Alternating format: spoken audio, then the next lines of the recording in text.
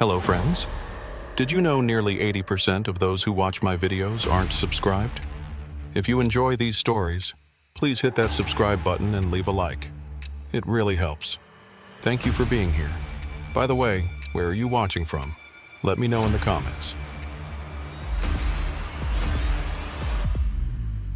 The CB radio had been dead quiet for the past 40 minutes, which wasn't unusual for this stretch of New Mexico highway, but it still made Hollis Creed uneasy in a way he couldn't quite articulate.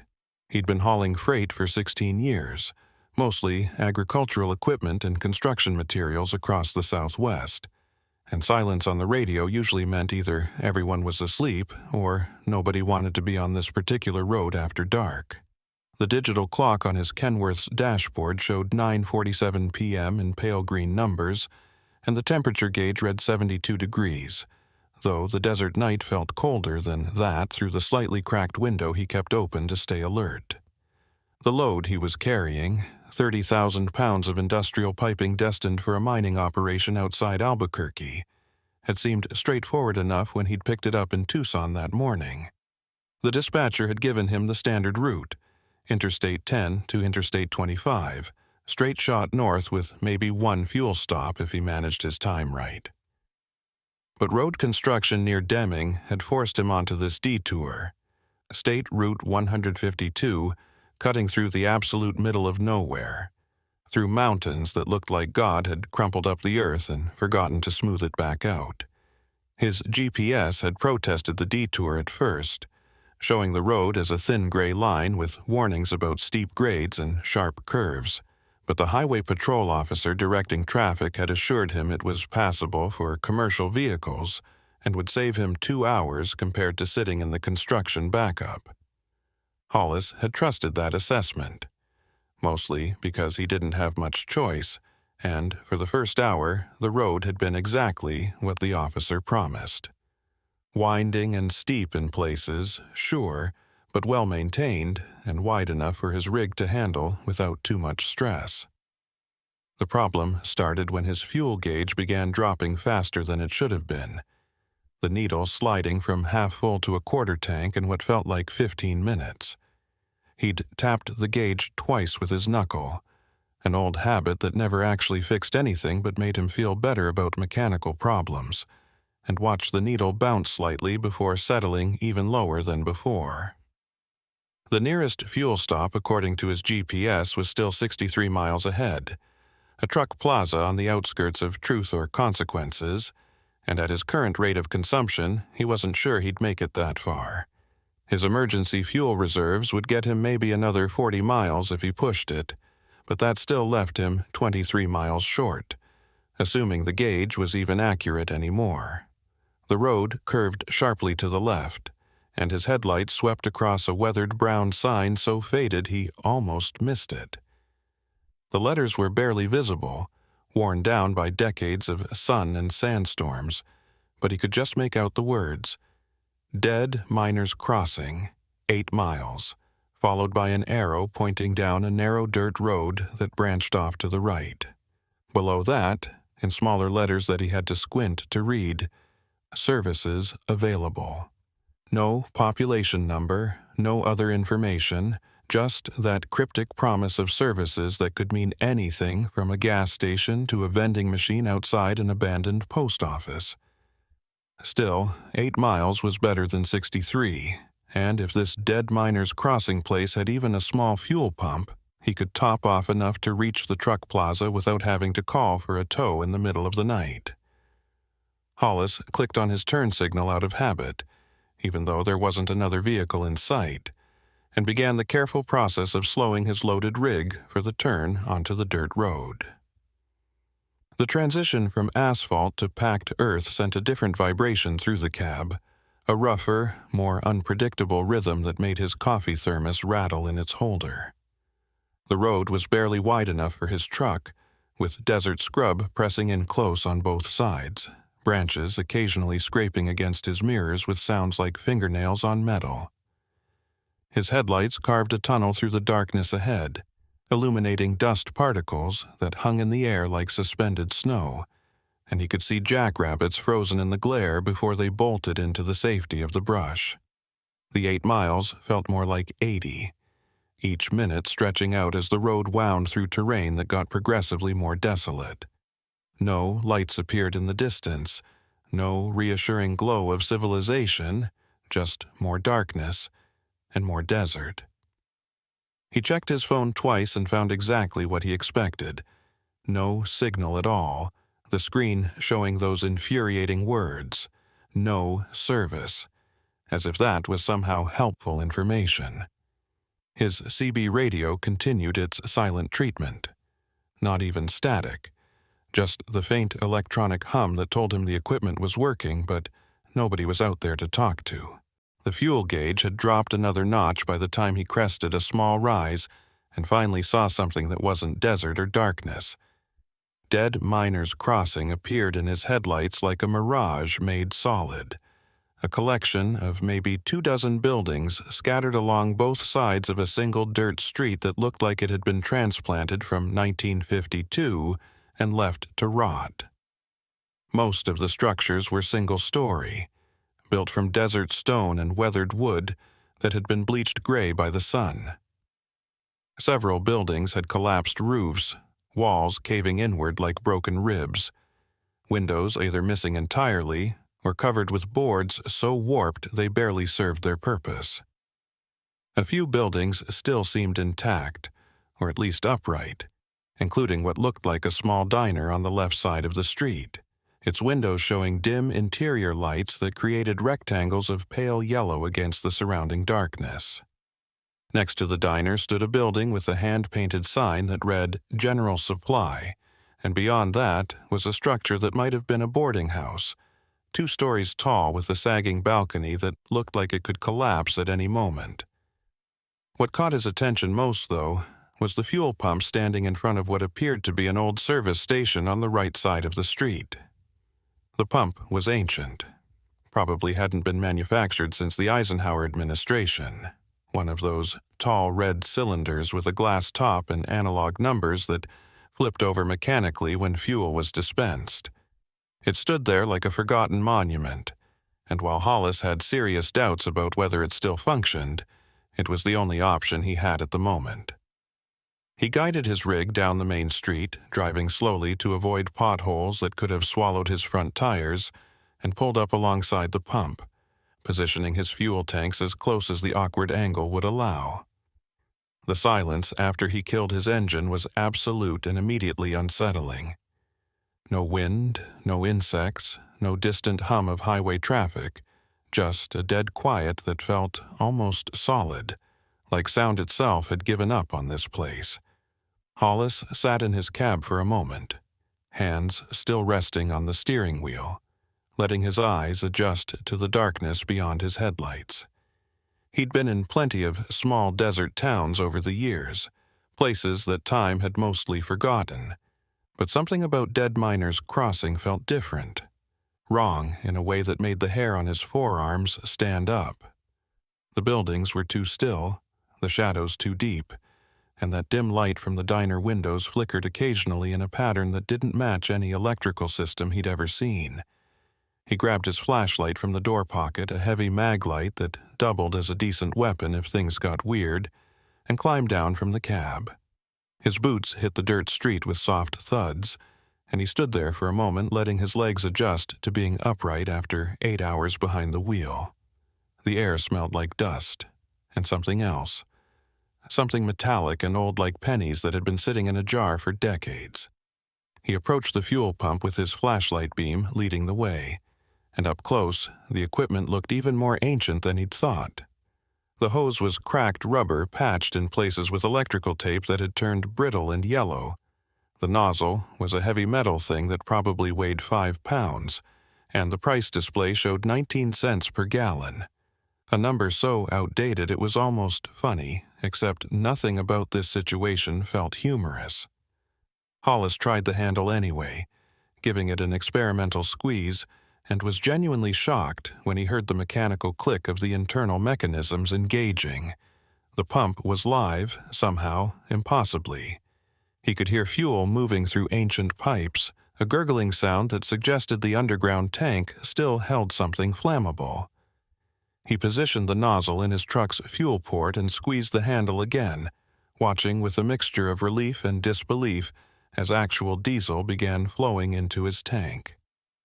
The pump's analog display started clicking through numbers, the metal flippers turning over one by one, showing gallons consumed in that satisfying mechanical way that digital displays had never quite matched. He'd take it, outdated and weird as it was, because it beat calling for a tow and explaining to his dispatcher why he'd run out of fuel in the middle of the New Mexico desert. While his tank filled, Hollis turned his attention to the diner, that pale yellow light still flickering in its windows.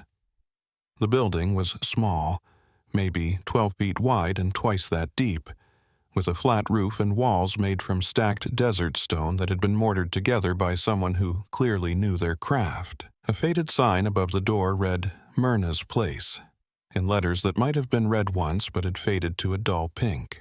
Through the window he could see a counter with a half-dozen stools, most of them occupied by shadows that might have been people, or might have been tricks of the light. One shadow moved, definitely a person, shifting on their stool in a way that suggested life, and Hollis felt his pulse quicken slightly. People meant answers, information, maybe an explanation for why this town existed at all and why his GPS had never bothered to mention it despite the services it supposedly offered. The pump clicked off after dispensing 42 gallons. His tank's now full enough to get him to Albuquerque twice over if needed. He secured the nozzle back on the pump and looked around for some kind of payment system, a card reader or a door to knock on to find whoever maintained this place. He found neither. Just the pump standing alone in the darkness like a sentinel that didn't care about money or credit cards or modern conveniences. After standing there for a full minute waiting for someone to emerge and demand payment, he decided to try the diner, both to settle his bill and to satisfy his growing curiosity about what kind of people lived in a place called Dead Miners Crossing. The diner's door opened with a rusty squeal that cut through the silence like a knife, and Hollis stepped inside to find himself in a space that felt like it had been preserved in amber since the 1950s. The counter was real chrome and red vinyl, worn smooth by decades of use, and the stools were the swivel kind with seats that had been patched with duct tape in several places. The walls were covered in dark wood paneling that had warped in places from heat and age, and the floor was black and white checkerboard linoleum with several tiles missing, revealing bare concrete underneath. Fluorescent lights hummed overhead, their tubes yellowed with age and flickering in that irregular pattern he'd noticed from outside, casting everything in a sickly pale glow that made everyone's skin look slightly jaundiced. 3 people sat at the counter, all of them turning to look at him when he entered, their movements synchronized in a way that felt rehearsed. The nearest was an old man, probably in his 70s, with skin like tanned leather and eyes so pale blue they were almost white.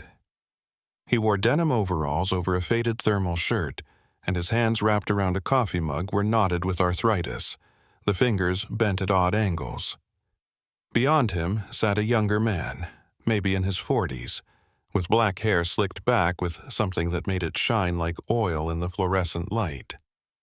He was drinking from a glass of water, or at least clear liquid, and his eyes tracked Hollis with an intensity that made the driver uncomfortable. The third person was a woman in her 60s, rail thin with gray hair pulled back in a tight bun, wearing a waitress uniform that consisted of a pink dress with white trim and a small white apron that looked like it hadn't been washed in weeks. The woman behind the counter, who Hollis assumed was Myrna based on the sign outside, looked to be in her late 50s with bottle blonde hair teased into a style that had been popular during the Carter administration. She had sharp features, a pointed chin, and prominent cheekbones, and her lipstick was a bright red that had bled slightly into the fine lines around her mouth. She wore a similar waitress uniform to the other woman, but hers was cleaner, pressed even, and she had a name tag pinned to her chest that confirmed his guess: Myrna Jo Tate, in white letters on black plastic. "Evening, stranger," she said, her voice carrying a thick southwestern accent that turned the simple greeting into something that took 3 seconds to deliver. "Don't get many truckers through here anymore. Road's mostly forgotten, if you take my meaning. You lost, or just unlucky?" Her smile revealed teeth that were too white to be natural. Dentures, probably. And her eyes held a kind of knowing amusement that suggested she'd asked this question before and already knew how he'd answer. Hollis removed his baseball cap, an old habit his father had taught him, and approached the counter, choosing a stool 2 spaces away from the old man in overalls. "Neither, really. Construction detour put me on this road, and my fuel situation put me in your town. That pump out there actually works, which is about the most surprising thing I've seen all week. I filled up about 40 gallons, need to know what I owe and who to pay." He pulled his wallet from his back pocket, flipping it open to show he had both cash and cards, prepared for whatever archaic payment system this place might use. Myrna Joe Tate waved his wallet away with a dismissive flick of her wrist, her red nails catching the fluorescent light. "Pump doesn't take money anymore. Town council decided years back that anyone desperate enough to make it all the way out here deserves free fuel. Consider it a courtesy from dead miners crossing to the wider world. We're friendly folks, mostly." That last word, mostly, hung in the air with an implied weight that made Hollis's stomach tighten slightly. The old man in overalls spoke up, his voice rough like gravel being dragged over concrete. "Don't mind Myrna. She likes to play up the spooky angle for visitors. Town's perfectly safe, just old is all. I'm Abner Holt, been living here since before you were born, I'd wager. This fellow next to me is just passing through like yourself, didn't catch his name." He gestured to the younger man with the slicked-back hair, who nodded but didn't offer any introduction. Myrna Joe Tate poured Hollis a cup of coffee without asking if he wanted one. The liquid black as tar and probably twice as thick. "You planning to drive on through tonight, or you need a place to rest? Boarding house across the street has rooms, real cheap since nobody much uses them. $5 gets you a bed and running water, though the water runs brown for the first minute, so let it clear before you try bathing." She slid the coffee across the counter, and Hollis caught it before it could slide off the edge, the mug warm against his palms. He took a sip, more out of politeness than actual desire, and found the coffee bitter but strong, effective in the way that truck stop coffee usually was. "Appreciate the offer, but I need to make Albuquerque by morning. Just wanted to settle up for the fuel and maybe ask some questions about this place, if you don't mind. My GPS doesn't even show this town, and I've been driving through New Mexico for years without knowing it existed." He kept his tone casual, conversational, but his eyes were scanning the diner, noting details.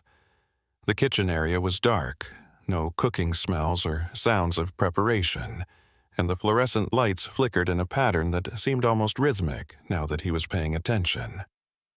Abner Holt made a sound that might have been a laugh but came out more like a cough. "Town's not on most maps anymore, hasn't been since the mine closed back in '68. Used to be a copper operation, employed about 300 men at its peak, but the vein ran dry and the company pulled out overnight, left behind all these buildings and about a dozen families too stubborn to leave. We're what's left, the holdouts. Town's dying slow, but we're not dead yet, despite what the name might suggest."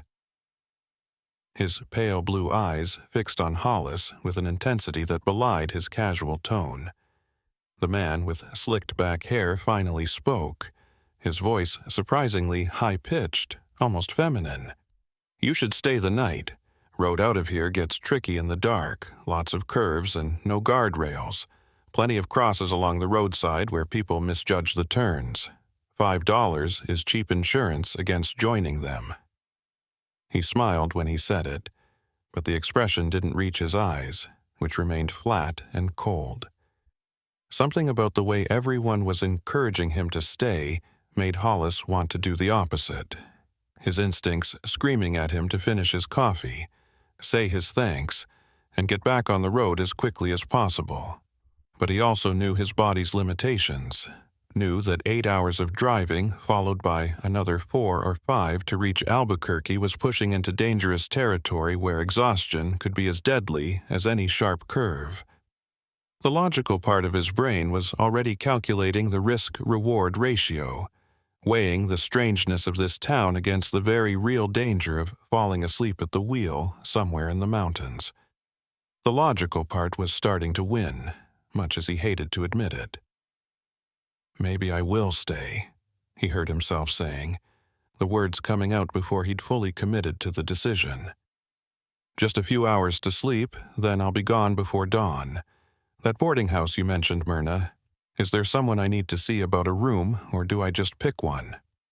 He pulled a $5 bill from his wallet, old and worn, but still legal tender, and placed it on the counter between them.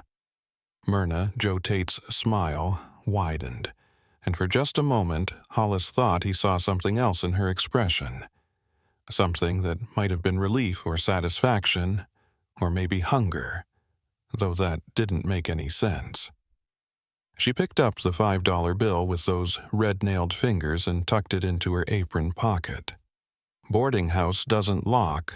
Just walk in and take the first room on the right. Bed's already made, sheets are clean enough. Keys hanging on a nail by the door frame, though you won't need it since nobody in this town steals from guests.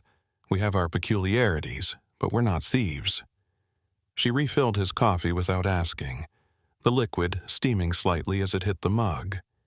Abner Holt stood up from his stool with the careful movements of someone whose joints didn't work as well as they used to. "I'll walk you over, show you where things are. Town's dark at night. Easy to get turned around if you don't know the layout."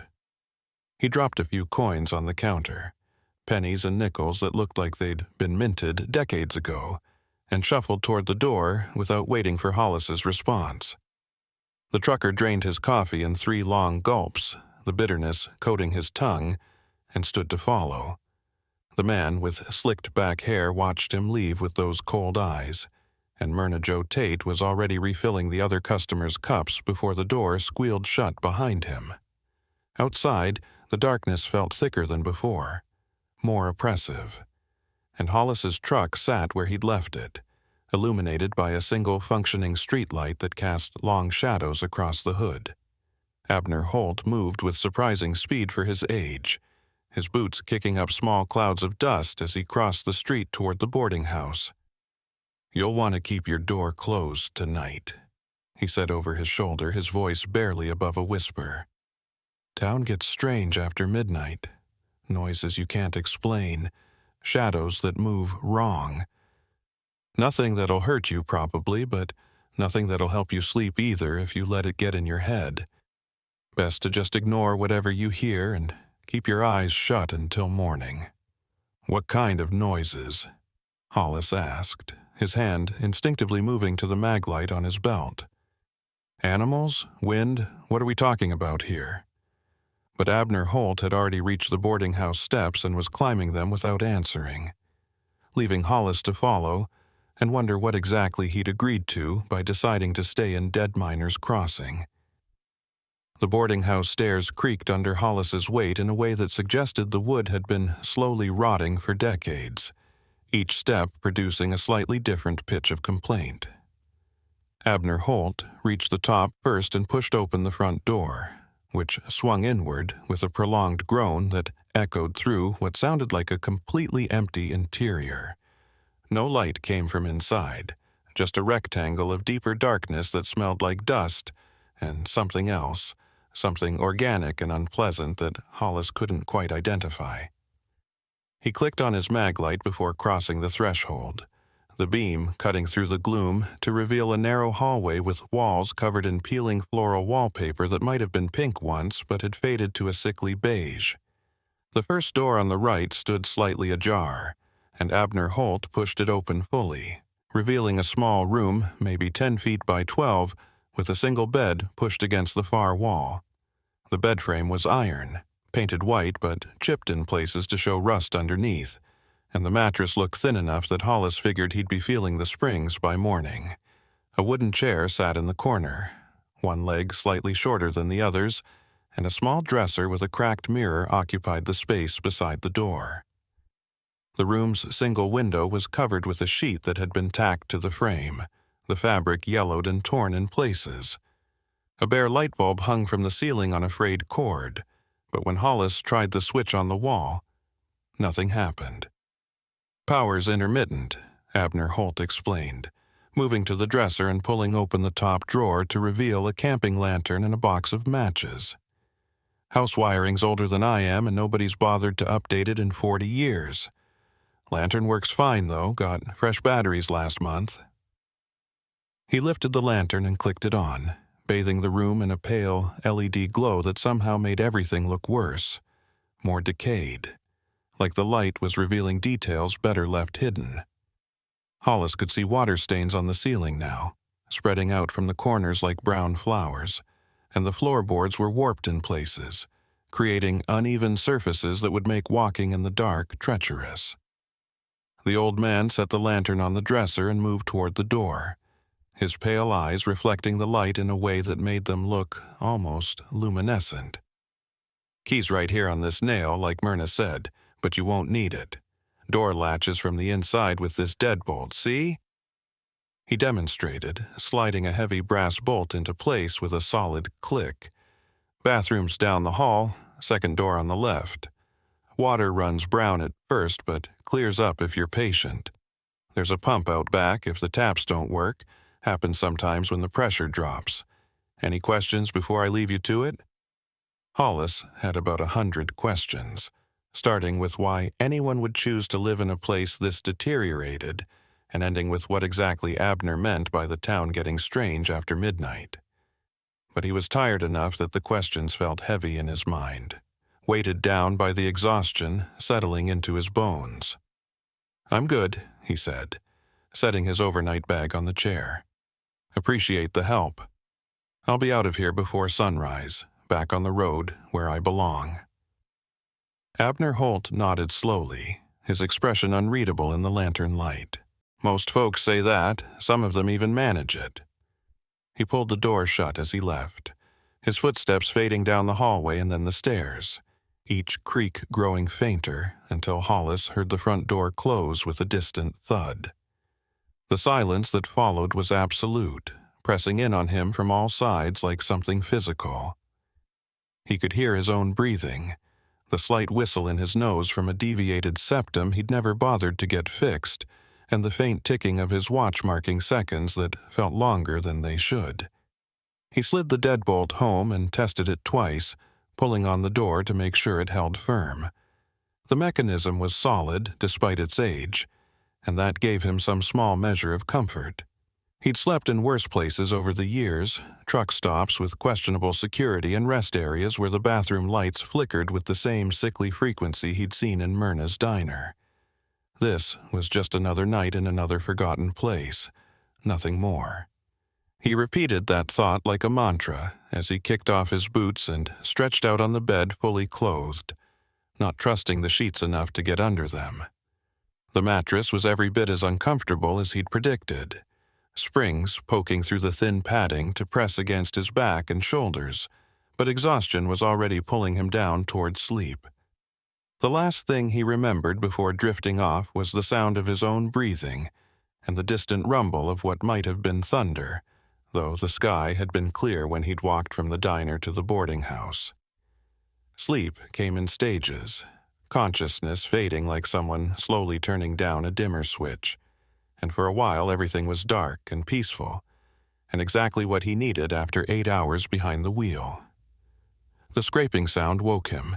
His eyes snapped open to find the room darker than before, the camping lantern having dimmed to almost nothing, just a faint orange glow that barely penetrated the shadows gathering in the corners.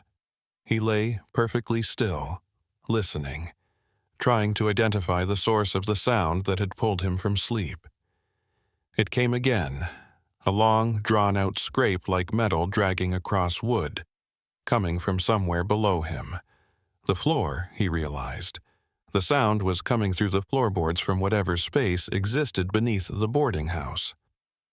Hollis sat up slowly, the bed spring squeaking in protest, and checked his watch. The digital display showed 12:47 a.m. in glowing green numbers, which meant he'd been asleep for maybe an hour and a half. The scraping continued, rhythmic now, dragging and pausing, moving in what seemed like a deliberate pattern across the space below. He could hear other sounds now that he was fully awake. Faint voices speaking in tones too low to make out words, and something that might have been hammering, metal striking metal in irregular intervals. "Keep your door closed tonight. Town gets strange after midnight." Abner Holt's words echoed in his memory, and Hollis found himself wondering what exactly the old man had meant by strange.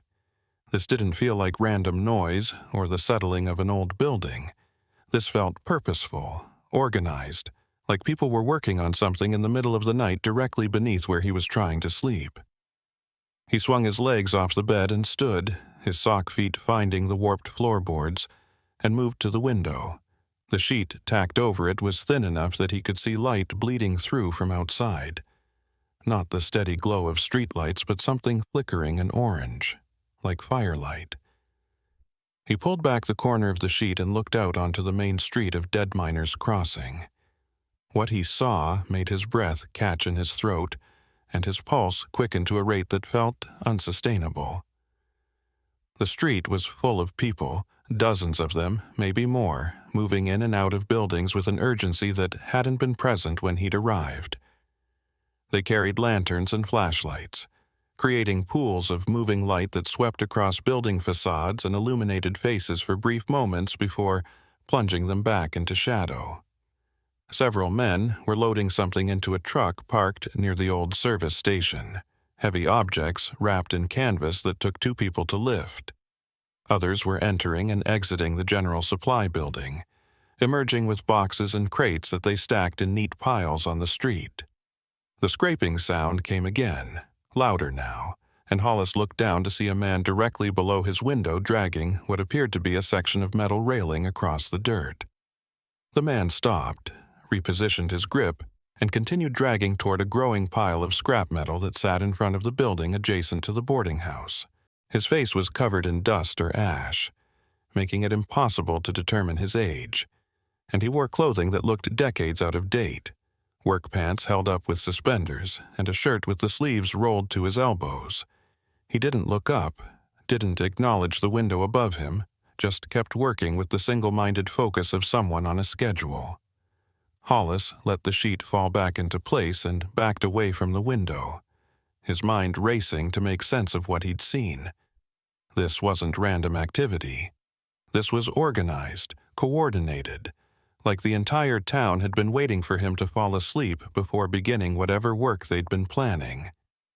The voices below the floorboards continued their low murmur, joined now by the sound of footsteps moving through the boarding house itself. He could hear someone on the stairs, ascending slowly, each step careful and measured. The footsteps reached the top of the stairs and moved down the hallway, growing closer to his room. He grabbed his mag light and moved to stand beside the door, out of the direct line of sight if someone looked through the keyhole. The footsteps stopped right outside his room, and he could see the doorknob begin to turn slowly, testing the lock. The deadbolt held firm, and after a moment the doorknob stopped moving. Whoever was out there didn't knock, didn't call out, just stood there on the other side of the door. Hollis could hear breathing now, slow and steady, and the faint creak of floorboards as weight shifted from one foot to the other. "Room's occupied," Hollis called out, trying to keep his voice steady and authoritative. "Paid for the night, so move along." The breathing stopped immediately, and for several seconds there was absolute silence. Then came a voice, male and unfamiliar, speaking in a tone that was almost conversational. "Just checking to make sure you're comfortable. Building's old, walls are thin, figured you might be disturbed by the noise. We can work quieter if it's bothering you." The voice was pleasant enough, but something about it felt wrong, too friendly, like someone trying very hard to sound normal and overshooting into uncanny territory. Hollis moved closer to the door but didn't open it. "What are you all doing out there? It's nearly 1 in the morning. Seems like an odd time for whatever work you're doing." He kept his hand wrapped around the maglite, ready to use it as a weapon if needed. Through the thin walls he could hear movement in other rooms now, footsteps and dragging sounds, and he realized he might not be the only guest in the boarding house despite what Myrna had implied. The voice on the other side of the door paused before answering. "Reclamation project. Town council decided to salvage what we can before the last of the buildings collapse. Metal, copper wiring, anything that still has value. We work at night because the heat during the day makes it impossible. Desert gets up to 110 sometimes. No reason to concern yourself. We'll be done before morning and you can drive out of here without ever thinking about dead miners crossing again."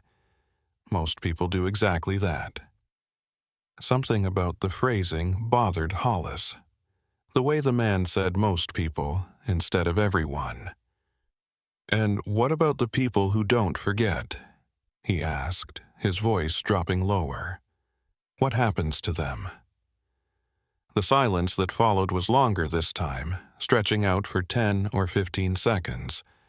When the voice came back, it had lost some of its forced friendliness, replaced with something flatter, more businesslike.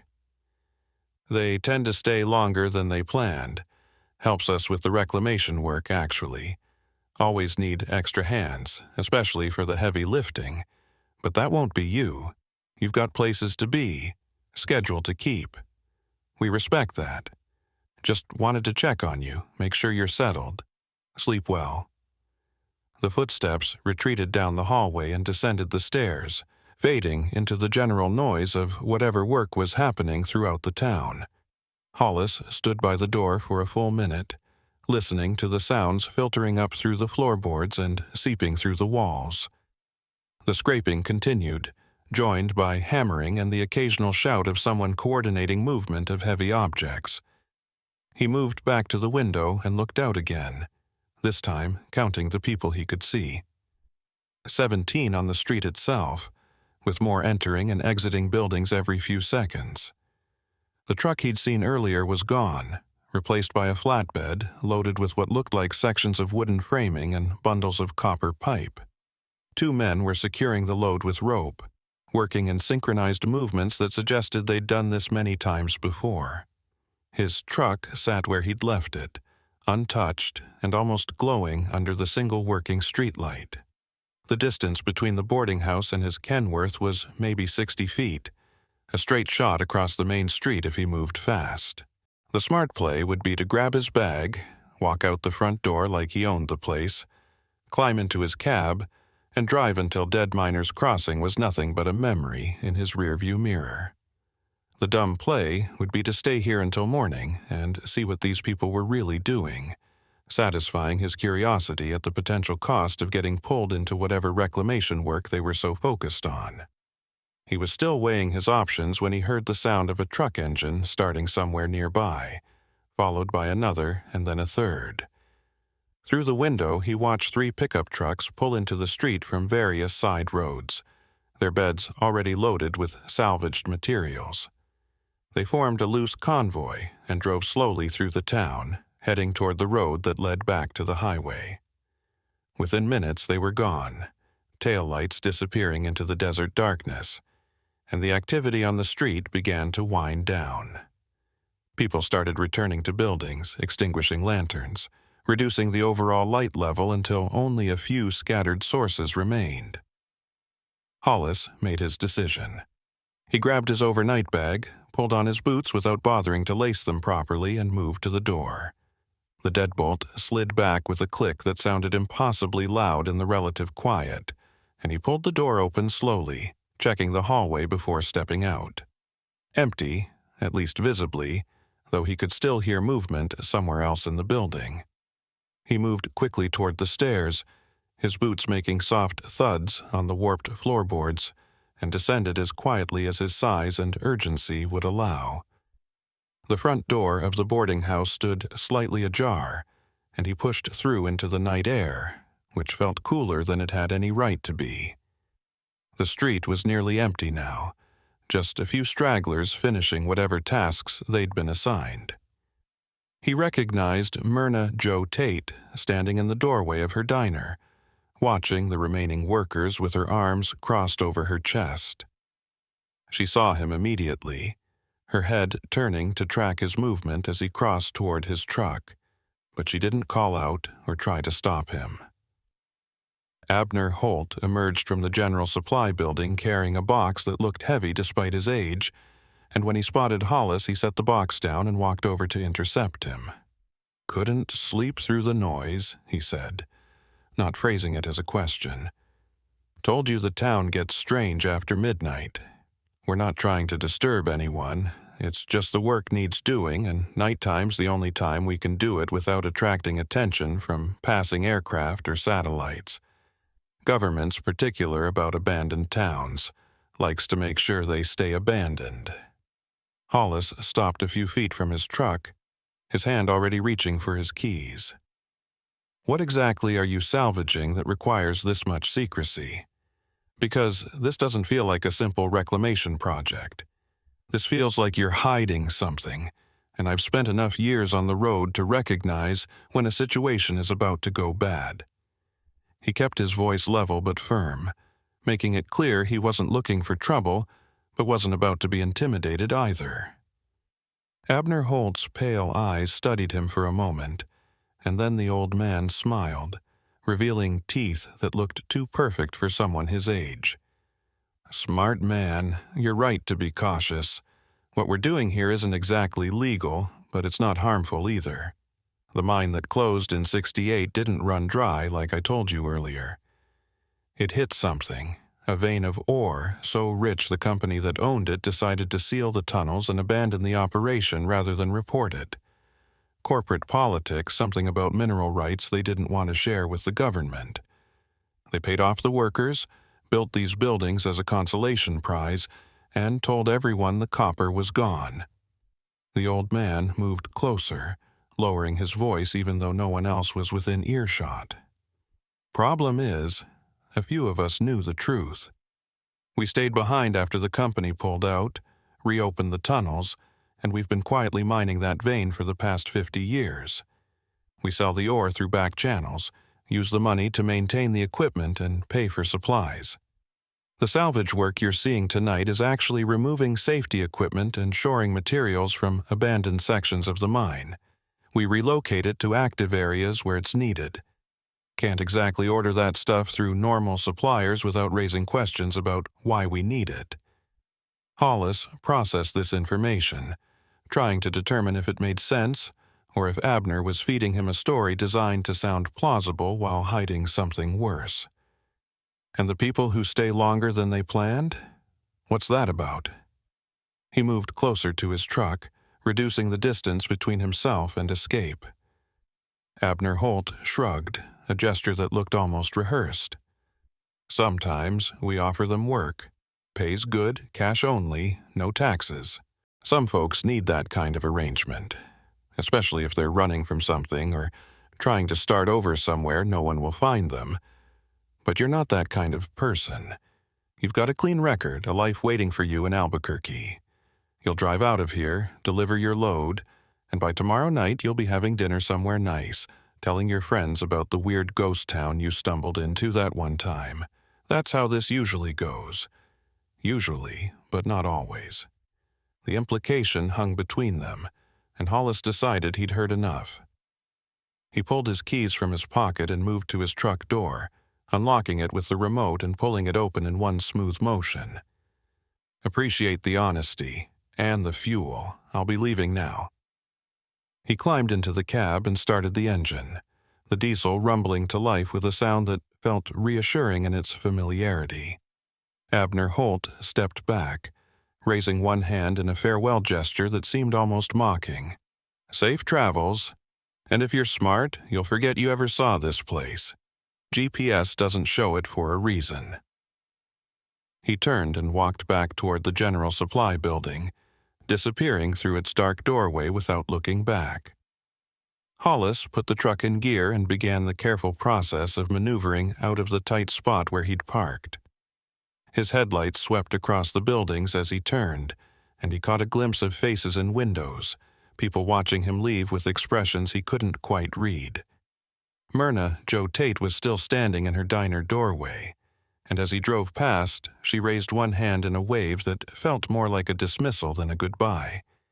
The dirt road leading back to the highway felt longer in the darkness, every turn and dip more pronounced than they'd been on his way in. He checked his mirrors constantly, half expecting to see headlights following him, but the road behind stayed empty and black. His CB radio crackled to life suddenly, making him jump, and a voice came through the speaker, distorted by static but still recognizable as Abner Holt. "Hollis Creed, driver of Kenworth, registered to Allied Transport out of Phoenix. Just wanted you to know we've got your information now.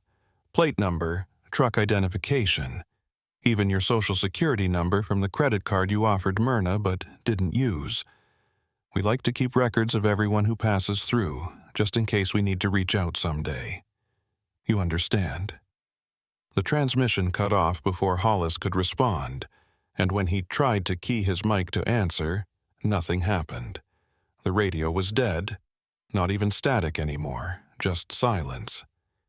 He drove faster, pushing the rig harder than he normally would on an unfamiliar dirt road, and when he finally reached the paved highway 20 minutes later, he nearly sobbed with relief. The road stretched out in both directions, empty and ordinary and exactly what he needed. He drove north toward Albuquerque, and by the time the sun started rising behind him, painting the desert in shades of orange and gold, Dead Miners Crossing felt like something that might have been a dream except for one detail. When he stopped to fuel up at a truck plaza outside Truth or Consequences, he discovered a small cloth bag tucked under his windshield wiper held in place with a rubber band. Inside was $5 in old coins dated from the 1960s, and a handwritten note on yellowed paper that read, "Payment for future services will be in touch." Hollis threw the bag in a trash can and drove away, but the note stayed with him, word for word, burned into his memory.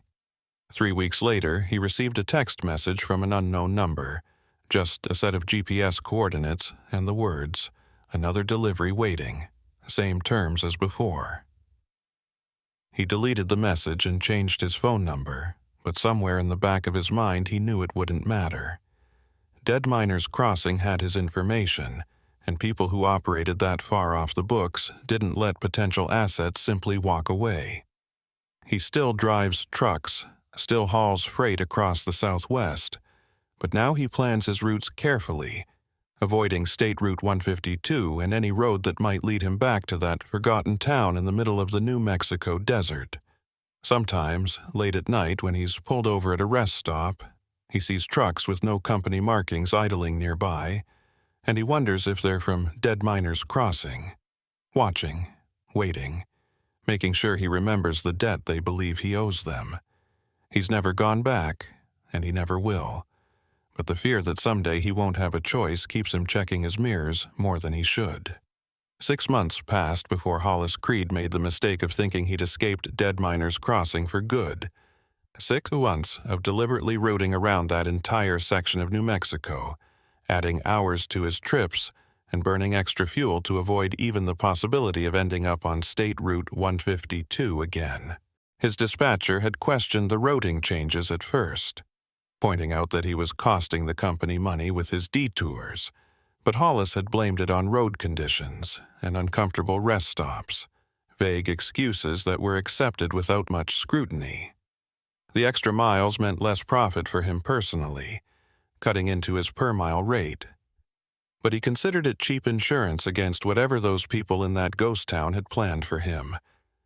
The text messages had continued sporadically throughout those 6 months, always from different numbers that showed up as unknown or blocked on his phone's display. Most were just coordinates, GPS locations scattered across Arizona, New Mexico, and West Texas, always accompanied by cryptic phrases like "pickup available," or "delivery pending," or his personal favorite, "your route passes nearby." He'd deleted each one immediately after reading it, a compulsive habit that gave him the illusion of control, even though he knew the messages would keep coming regardless of what he did. Twice he'd considered going to the police, actually driven to a highway patrol station with his phone full of screenshots, but each time he'd sat in the parking lot trying to figure out what exactly he'd report. Some people from a town that doesn't officially exist sent me text messages about deliveries I never agreed to make. It sounded insane even in his own head, and he'd driven away both times without going inside. His wife had noticed the changes in him, the way he jumped whenever his phone buzzed, the increased frequency with which he checked his mirrors even when sitting at red lights in normal traffic. She'd asked him directly one evening over dinner if something was wrong, if he was in some kind of trouble, and he'd lied to her face with a smile that felt like broken glass in his mouth. Just tired from the long hauls, he'd said, thinking about maybe switching to local routes to spend more time at home. She'd been supportive, even enthusiastic about the idea, and her genuine happiness at the prospect of having him home more often had made him feel even worse about the deception. But how could he explain Dead Miners Crossing to her when he barely understood it himself? The breaking point came on a Tuesday afternoon in late November, when Hollis was hauling a load of construction materials from El Paso to Tucson. The route was straightforward. Interstate 10 the entire way, no detours or back roads, just smooth highway driving through familiar territory. He'd made this run probably 200 times over the years, knew every truck stop and way station, could practically drive it with his eyes closed. The weather was perfect for driving, clear skies and temperatures in the mid-70s, and he was making excellent time, ahead of schedule by nearly an hour. He'd been singing along to an old Johnny Cash song on the radio when his phone rang, the screen showing an unknown number that he almost didn't answer. Something made him pick up anyway, maybe curiosity or maybe just the foolish hope that it was a wrong number, someone looking for a different Hollis Creed entirely. The voice that came through the speaker was female, older, with that thick southwestern accent that he'd heard once before in a diner that served coffee black as tar. "Hollis, it's Myrna Jo Tate from Dead Miners Crossing. Been trying to reach you for months now, but you keep ignoring our messages. That's rude, especially considering we gave you free fuel and a place to sleep when you needed it. Time to settle accounts, don't you think?" His first instinct was to hang up immediately, to throw the phone out the window and pretend the call had never happened. But his hands stayed on the wheel and his thumbs stayed away from the end call button, some part of him understanding that running wasn't going to work anymore. "I don't owe you anything," he said, keeping his voice steady even as his heart rate climbed toward the dangerous levels. "I didn't ask for the fuel and I paid for the room. We're square, so stop calling me and stop sending those messages. Find someone else to harass." Myrna Jo Tate's laugh came through the speaker, sharp and humorless. "Oh, sweetie, that's not how this works. You drove into our town, used our resources, learned things about our operation that we don't share with outsiders. That creates an obligation, whether you want to acknowledge it or not. We're a community built on mutual support, and now we need your support, simple as that." Her tone was conversational, almost friendly, but underneath it, Hollis could hear something harder, something that suggested this wasn't a request he could refuse. He checked his mirrors, an automatic response to feeling threatened, and found the highway behind him empty except for a distant sedan that posed no obvious danger. "What exactly do you think I can do for you? I'm a truck driver, not a smuggler. If you're running some kind of illegal mining operation, that's your business, but I'm not getting involved. Find someone desperate enough to take your money and leave me alone." He meant it to sound forceful, definitive, but even to his own ears it came out more pleading than commanding. The silence on the other end lasted long enough that Hollis thought she might have hung up, but then Myrna Jo Tate spoke again, her voice taking on a different quality, more businesslike, and less performatively pleasant. "We have 3 packages that need to move from Dead Miners Crossing to a location in Arizona, outside of Kingman. You'll be passing within 50 miles of there in about 6 hours based on your current route. The packages are small, each one about the size of a shoebox, and they contain refined ore samples that need to reach a buyer who's expecting them Thursday morning. You pick them up, you deliver them, you get paid $5,000 cash for less than an hour of extra driving. That's the deal." $5,000 was more than Hollis made in a good month, enough to make him seriously consider the offer before his common sense kicked in and reminded him that nothing about Dead Miners Crossing had ever been legitimate or safe. "And if I say no?" he asked, already knowing he wouldn't like the answer. "What happens then? You keep calling me forever, or do you escalate to something more direct?" Myrna Jo Tate didn't answer the question directly, instead pivoting to something that made Hollis's blood run cold. "Your wife, that's Carolyn, right? Works at the public library in Phoenix, drives a blue Honda Accord, license plate starts with ADF. Your boys, Marcus and Derek, they go to Desert Vista Elementary, get out of school at 3:15 every weekday. Marcus is in 4th grade. Derek's in 2nd. They like to stop at the playground on their way to the bus, usually spend 10 or 15 minutes on the swings before heading home. Beautiful family you've got there, Hollis. Would be a shame if anything disrupted their nice, safe routine." The rage that flooded through him was so intense it made his vision narrow, and his hands gripped the steering wheel hard enough to make the leather creak. "You leave my family alone," he said, his voice dropping to something barely above a whisper. "They have nothing to do with this. You want me to deliver your packages, fine, I'll do it.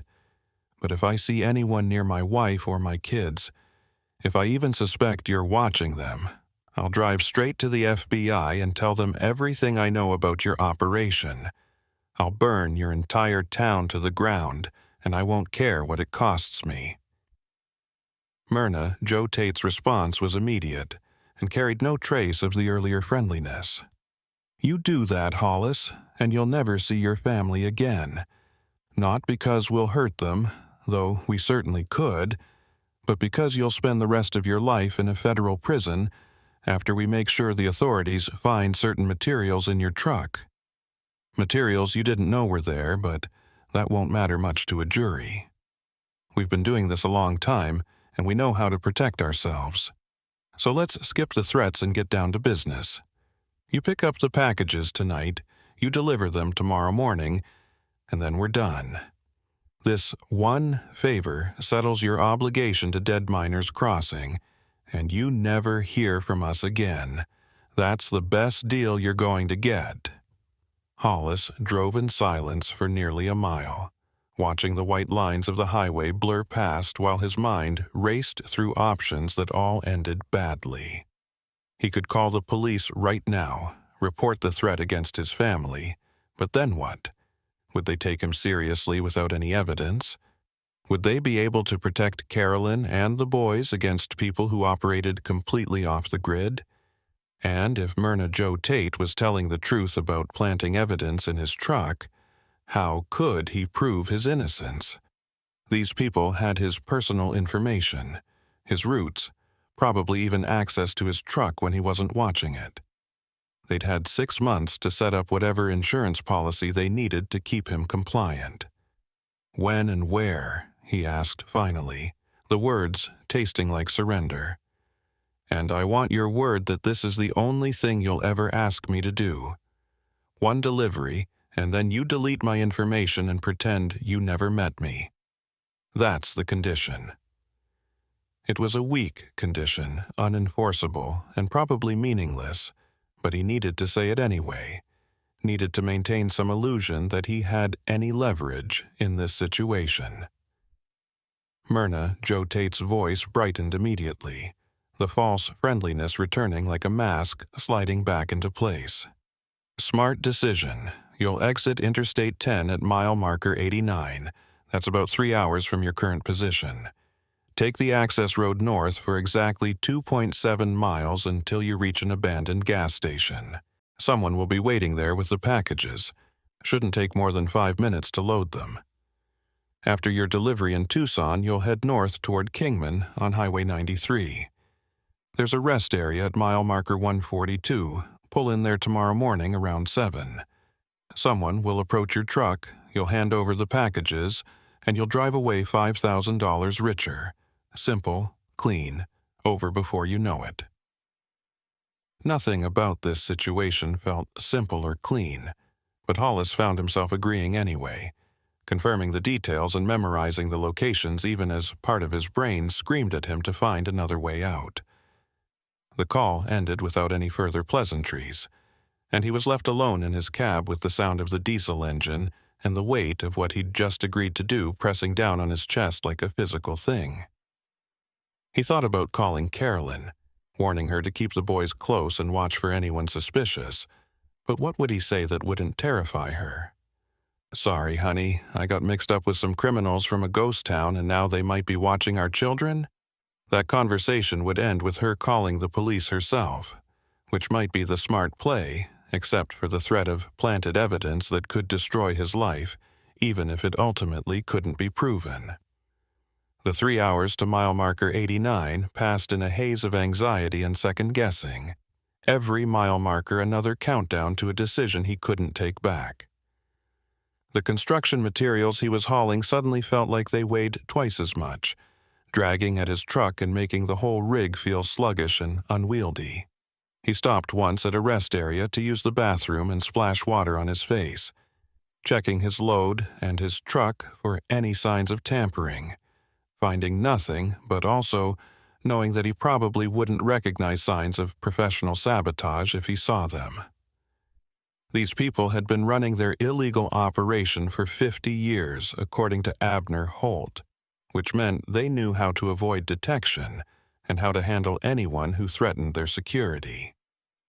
Mile marker 89 appeared in his headlights just after 8:30 in the evening, the exit ramp leading to a rural access road that looked like it hadn't been maintained in decades. He took the exit slowly, checking his mirrors for anyone following, and began the 2.7-mile drive north into darkness that felt thicker the farther he got from the interstate. The access road was barely wide enough for his truck, with desert scrub pressing in close on both sides and occasional potholes that jarred the entire rig when his wheels hit them. The abandoned gas station appeared exactly where Myrna Joe Tate had said it would be, a derelict structure with a collapsed canopy and empty windows that reflected his headlights like dead eyes. A pickup truck was parked beside the station, dark blue or maybe black, hard to tell in the limited light. As Hollis pulled his rig to a stop, leaving the engine running, the pickup's door opened and a figure climbed out. The person was male, average height, wearing jeans and a dark jacket with the hood pulled up to obscure his face. He walked to the back of the pickup, lowered the tailgate, and lifted out a cardboard box that looked like it had been sealed with excessive amounts of packing tape.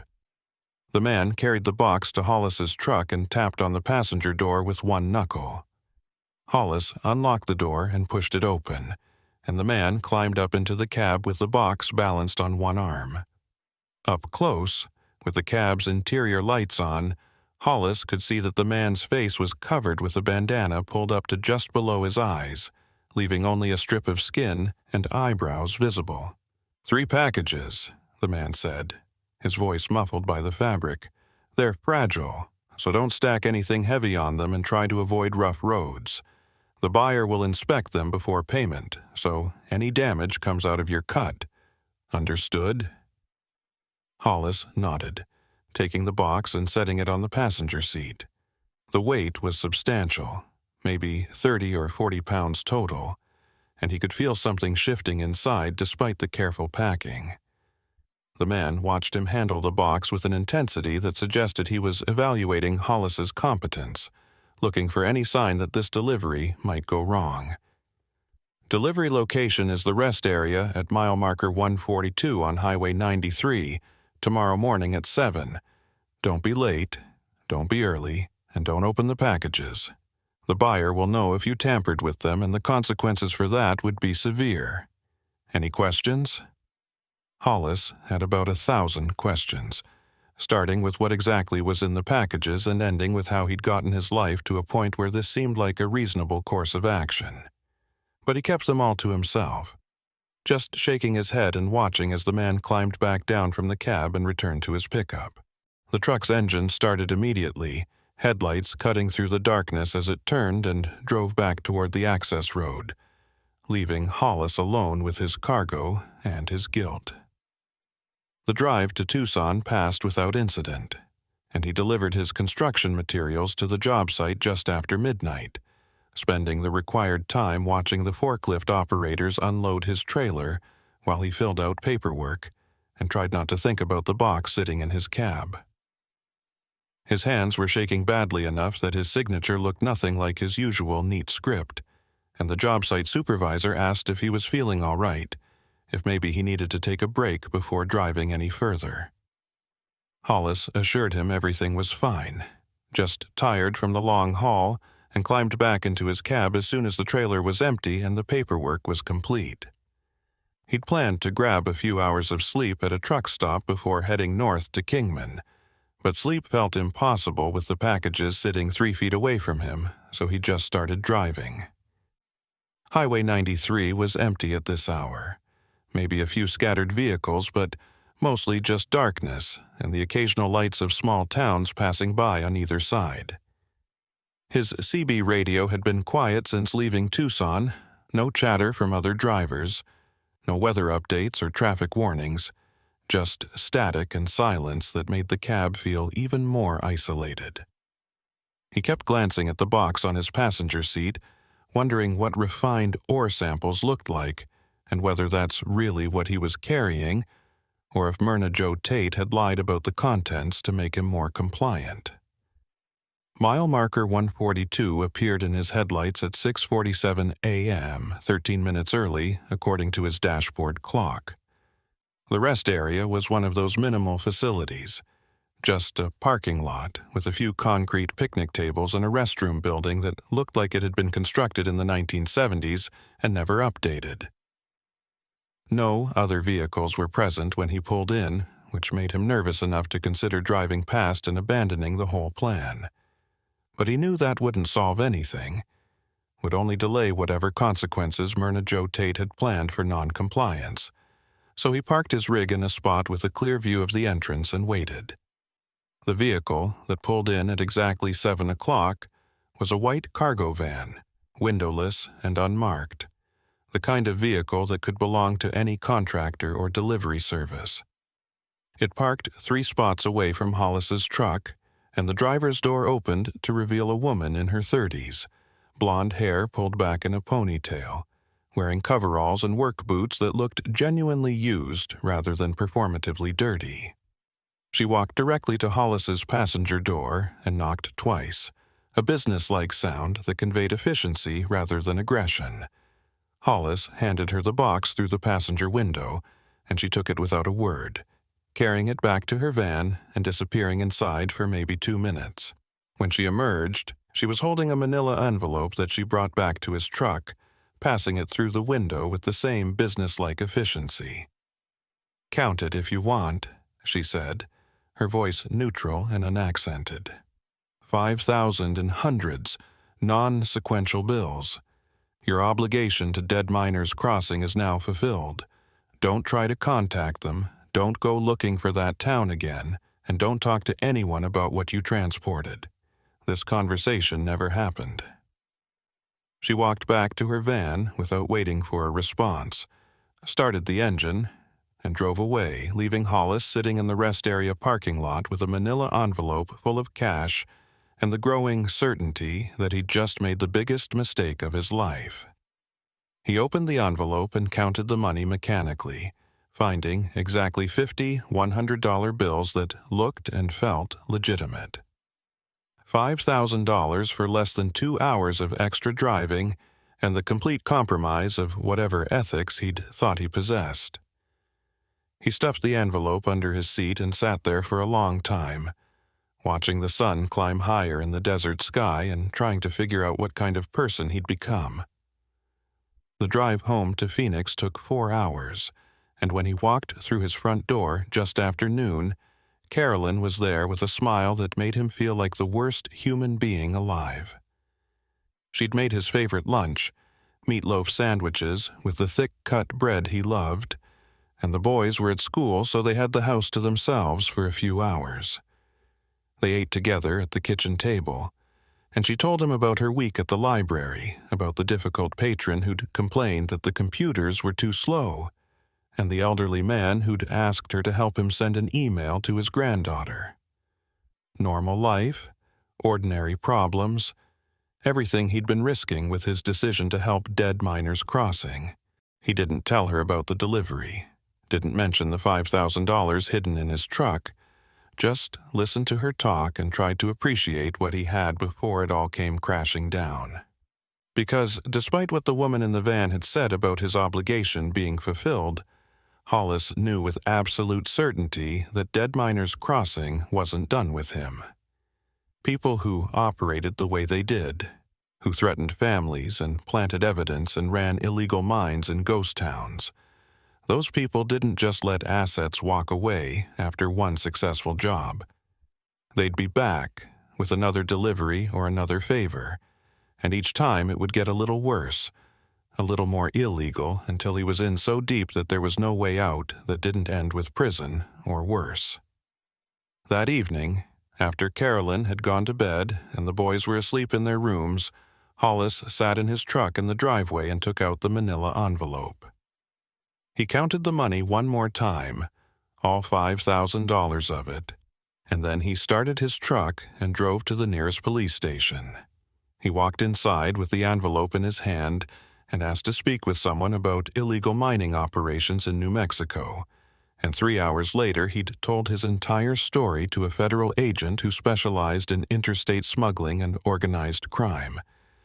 The agent, a woman named Vasquez with tired eyes and a wedding ring she twisted while she talked, listened to everything without interrupting, taking notes on a yellow legal pad in handwriting so neat it looked printed. When Hollis finished, she sat back in her chair and studied him for a long moment before speaking. "This town, Dead Miners Crossing, we've heard rumors about it for years but never been able to confirm its location. If what you're telling me is accurate, you may have just given us the break we need to shut down a major illegal operation. But I need you to understand the position you're in. You've already transported their materials, which makes you complicit in whatever crimes they're committing. The best way forward is to cooperate fully, which means wearing a wire on your next contact with them and helping us gather enough evidence for prosecution." Hollis had expected this, had spent the entire drive to the police station preparing himself for the reality that cooperation meant more danger, not less. But he also knew it was the only path that didn't end with him looking over his shoulder forever, waiting for Dead Miners Crossing to pull him deeper into their operation. He agreed to everything Agent Vasquez proposed, signing papers that made him officially an informant, and accepting the small recording device she gave him with instructions to keep it on his person at all times. The problem, of course, was that Dead Miners Crossing never contacted him again. 3 weeks passed in agonizing silence. Hollis continued his regular routes, the wire that Agent Vasquez had given him pressed against his chest under his shirt every single day, recording nothing but the monotonous sounds of highway driving and his own increasingly anxious breathing. He checked his phone obsessively, expecting messages from unknown numbers that never came. His CB radio stayed quiet except for the usual trucker chatter about weather and speed traps. It was as if Dead Miners Crossing had simply evaporated from existence the moment he'd decided to cooperate with federal authorities, which struck him as impossible and deeply unsettling in equal measure. Agent Vasquez called him twice during those 3 weeks, her voice carrying a professional frustration that suggested she was beginning to doubt his story. The first call was perfunctory, just checking that his equipment was working and reminding him to document any contact attempts. The second call, which came on a Friday evening while he was having dinner with his family, carried a different tone entirely. She asked him to come to the federal building the following Monday, said there were some inconsistencies in his account that needed clarification. The word inconsistencies hung in the air like an accusation, and Hollis had spent the entire weekend trying to figure out what exactly she meant by that. Monday's meeting started badly and got progressively worse. Agent Vasquez had brought 2 other people with her, both men in dark suits who introduced themselves with names Hollis immediately forgot and titles that included words like investigator and compliance. They sat across from him in a windowless conference room that smelled like burnt coffee and old carpet, and the first thing they did was place a manila folder on the table between them. Agent Vasquez opened it with careful deliberation, revealing photographs that made Hollis's stomach drop like he'd hit an air pocket at 30,000 feet. The first photograph showed the abandoned gas station where he'd picked up the packages, but in daylight rather than the darkness he'd seen it in. The structure looked even more derelict in the harsh desert sun, with obvious signs of long-term abandonment, including caved-in walls and vegetation growing through cracks in the concrete pad. The second photograph showed tire tracks in the dirt around the station, presumably from his truck, but also showing that no other vehicles had been there recently. The dirt was undisturbed, except for his marks. No sign of the blue pickup that had delivered the packages to him. Agent Vasquez tapped the photograph with one manicured fingernail. "We sent a team to this location based on your description. Found your tire tracks exactly where you said you'd parked, but found no evidence of any other vehicle. No footprints, no disturbed dirt where a pickup would have parked, nothing. The building itself hasn't been accessed in years according to the dust patterns inside. So, help me understand how someone met you there and handed you packages when all the physical evidence suggests you were alone." Hollis stared at the photographs, his mind racing to make sense of what he was seeing. He remembered the pickup truck clearly, remembered the man with the bandana covering his face, remembered the weight of the box being passed through his window. Those memories were solid, detailed, impossible to have imagined. "I don't know how to explain the lack of evidence," he said slowly, trying to keep his voice steady. "But I know what happened. Someone was there, someone gave me packages, and I drove them to the rest area like I told you. Maybe they swept the area afterward, covered their tracks somehow. These people have been operating for 50 years. They obviously know how to avoid detection." One of the men in suits leaned forward, his expression skeptical in a way that suggested he'd heard plenty of lies in his career and had Hollis categorized as just another one. "Let's talk about this rest area then. Mile marker 142 on Highway 93, you said. We sent agents there as well, interviewed the maintenance staff who service that facility. They review security footage regularly because of vandalism issues. And guess what they found when they checked the recordings from the date you specified?" He paused for effect, clearly enjoying the theatrical moment. "Your truck pulling in at 6:47 a.m., sitting alone in the parking lot for approximately 15 minutes, and then leaving. No white cargo van, no woman in coveralls, nobody approaching your vehicle at all. You sat there by yourself for a quarter of an hour, and then drove away."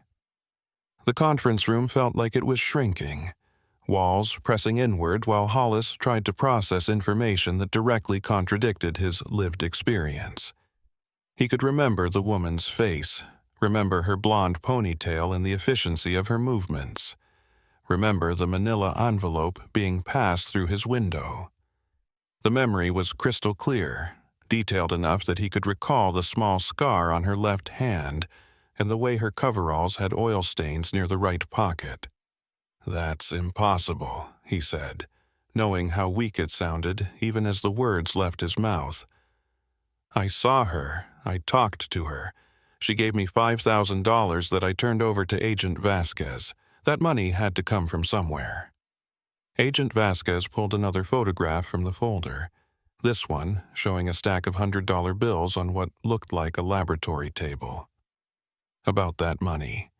We had it analyzed by our forensics team, and the results were interesting. The bills are genuine, not counterfeit, but they're also old. Very old. Based on the printing techniques and serial number patterns, our experts date them to somewhere between 1963 and 1967. They've been in circulation for decades, which explains their worn condition, but it raises questions about where you actually obtained them. Most criminal organizations use recent bills specifically to avoid this kind of age-based tracking. The dates hit Hollis like a physical blow. 1963 to 1967, right around the time the mine had supposedly closed and the company had supposedly abandoned Dead Miners Crossing. The coins in that cloth bag they'd left on his windshield had been from the 1960s as well, which couldn't be coincidence. These people were using money that had been printed during the mine's operational period, which suggested either an enormous cash stockpile that had remained hidden for 50 years, or something else entirely. Something that Hollis's rational mind refused to fully consider. The other suited man pulled out yet another photograph.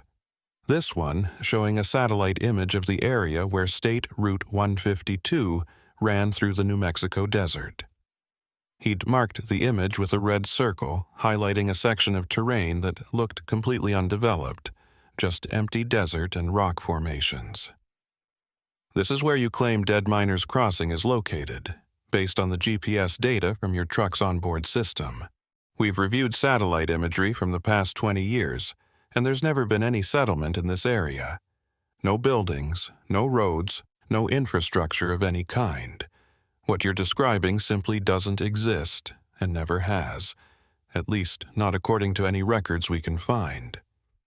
Hollis felt the ground shifting under him, his entire understanding of reality beginning to crack like ice under too much weight. He'd been there, had walked through that town, had fueled his truck at that ancient pump and slept in that decrepit boarding house. Those experiences had been real, tangible, impossible to have hallucinated in such complete detail. "I'm not crazy," he said, though even to his own ears the statement sounded defensive and uncertain. "I know what I saw. That town exists, those people are real, and they threatened my family to force me into making that delivery. You have to believe me." Agent Vasquez closed the folder and folded her hands on top of it, her expression shifting from professional skepticism to something that might have been concern or might have been pity. "Hollis, I want to believe you. I really do. But everything we've found suggests that you spent approximately 6 hours driving through the New Mexico desert with no clear record of where you went, that you met with people at locations where security footage and physical evidence show you were alone, and that you're now in possession of 50-year-old currency that you can't explain. From our perspective, this looks like either a psychological episode or an elaborate story designed to cover up something else entirely. Either way, we can't move forward with an investigation based on evidence that doesn't exist and testimony that contradicts all available facts." The meeting ended shortly after that, with Agent Vasquez suggesting that Hollis take some time off from driving, maybe see someone about the stress he was obviously under. They kept the $5,000 as evidence, though evidence of what remained unclear, and they kept the wire as well, suggesting that he wouldn't be needing it anymore. The federal building's elevator ride down to the parking garage felt like descending into some kind of bureaucratic hell, and when Hollis reached his truck, he sat in the driver's seat for a full 20 minutes, trying to decide if he was losing his mind or if something far worse was happening. He started the engine finally and drove home, where Carolyn was waiting with questions about how the meeting had gone. He lied again. told her everything was fine, just a routine follow-up about some suspicious activity he'd witnessed. She accepted the explanation without much scrutiny, and they spent the evening watching television with the boys, normal family activities that felt increasingly surreal, given everything Hollis was trying to process. That night, lying in bed while Carolyn slept beside him, he stared at the ceiling and tried to remember every detail of Dead Miners Crossing, testing his memories for any signs of fabrication or delusion. They all felt real, solid, impossible to dismiss as imagination or stress-induced hallucination. The text message came at 2:37 a.m., the phone's vibration on his nightstand pulling him from the shallow sleep he'd finally managed to achieve. Unknown number, as always, but the message was longer than usual and carried a tone that was almost friendly, almost sympathetic. "Hollis, we know you went to the authorities." That was disappointing, but not unexpected. Some people need to learn the hard way that certain things exist outside normal channels of verification. The federal agents will never find Dead Miners Crossing because it doesn't want to be found, and you'll never be able to prove you were here because we don't leave evidence for outsiders. But you know the truth, and that knowledge creates a permanent connection. Your obligation isn't finished. It's only just beginning. Watch your roots carefully. We'll see you again when the time is right. Hollis deleted the message immediately, then checked to make sure the deletion had actually worked, a compulsive habit he'd developed over the past months. He considered waking Carolyn, showing her the phone, explaining everything in detail, including his growing fear that Dead Miners Crossing operated according to rules that normal law enforcement couldn't touch. But what good would that do except transfer his anxiety to her, make her as paranoid and sleep-deprived as he'd become? Instead, he got out of bed quietly and went downstairs to the kitchen, where he made coffee and sat at the table watching the darkness outside slowly give way to dawn. The weeks that followed settled into a new kind of normal, one where Hollis continued driving his routes but with a constant low-grade fear that never fully dissipated. He avoided State Route 152 completely, routing around that entire section of New Mexico even when it added significant time and mileage to his trips. His dispatcher complained repeatedly about the inefficiency, and eventually Hollis had to sit down with the company owner and explain that he had personal reasons for avoiding that area, reasons he couldn't fully articulate. The owner, a man named Pritchard, who'd been running the company for 30 years, studied Hollis with eyes that suggested he'd seen his share of troubled drivers, and eventually agreed to assign him routes that stayed clear of that region. The text messages continued sporadically, never frequent enough to establish a pattern, but regular enough to prevent Hollis from forgetting about Dead Miners Crossing.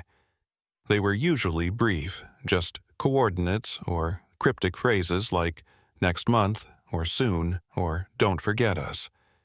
He'd stopped showing them to anyone after Agent Vasquez had made it clear the federal government considered his entire story unreliable at best and delusional at worst.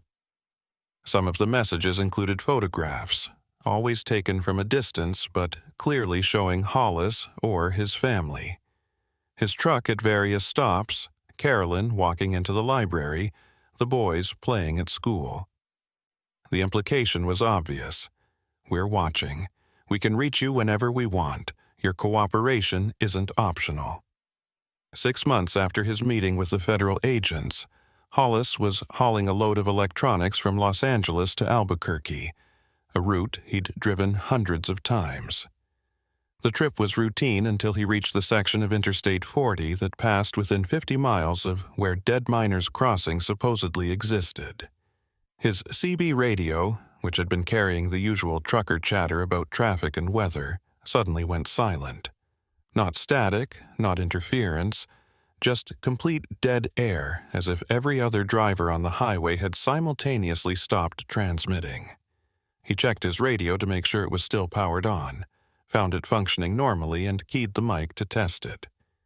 "Anyone out there?" he called into the silence. This is southbound traffic on I-40, requesting radio check." Nothing came back. Not even static.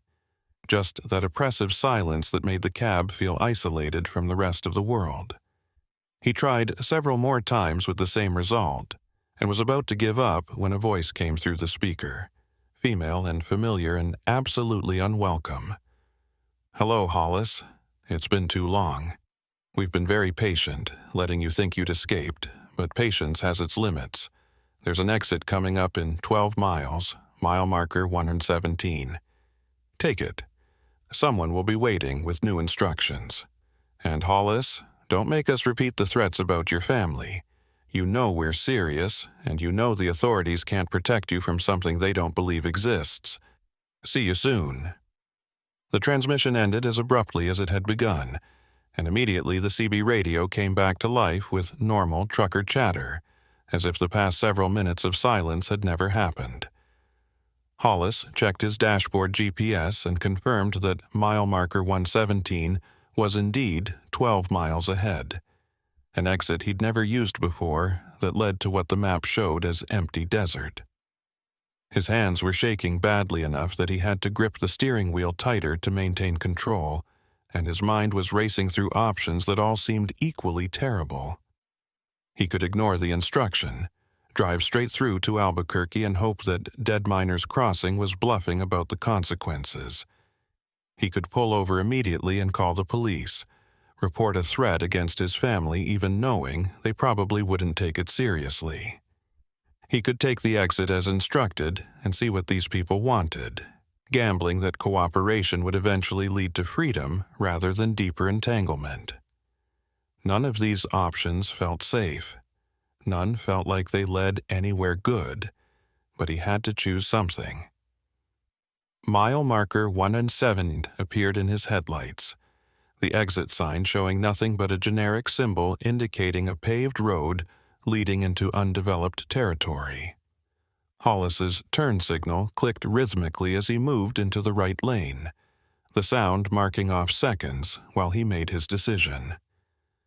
The exit ramp was coming up fast, maybe 200 feet away, and his foot hovered over the brake pedal while his mind screamed contradictory instructions. At the last possible moment, he jerked the wheel hard to the right and took the exit, the truck's momentum carrying him down the ramp and onto a narrow 2-lane road that stretched into darkness.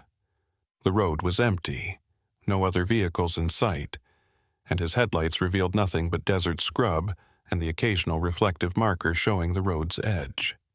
He drove for exactly 3 miles, following the road as it wound through terrain that looked identical in every direction, before his headlights caught something that made him slam on the brakes hard enough to engage the truck's anti-lock system. Standing in the middle of the road, perfectly centered between the white lines, was Abner Holt. The old man looked exactly as Hollis remembered him. Same denim overalls, same pale blue eyes that reflected the truck's headlights like an animal's. He stood perfectly still, arms at his sides, making no move to get out of the way. Hollis sat there with his engine idling, staring at the figure in his headlights and trying to decide if this was real or if he'd finally crossed the line into complete psychological breakdown. After maybe 30 seconds, Abner Holt raised one hand in a gesture that was half wave and half summons, then turned and walked off the road into the desert darkness. Hollis knew he should drive away, should gun the engine and get back to the interstate as fast as his loaded truck could manage. But something compelled him to set the parking brake and climb down from the cab, flashlight in hand, following the old man into the darkness like a child following a stranger offering candy. The desert floor was rough under his boots, covered in rocks and low-growing plants that grabbed at his pant legs. Abner Holt stayed maybe 20 feet ahead of him, visible only as a moving shadow that occasionally reflected Hollis's flashlight beam. They walked for what felt like miles, but was probably only a few hundred yards, and then the terrain dropped away suddenly into a shallow valley that Hollis was certain hadn't been visible from the road.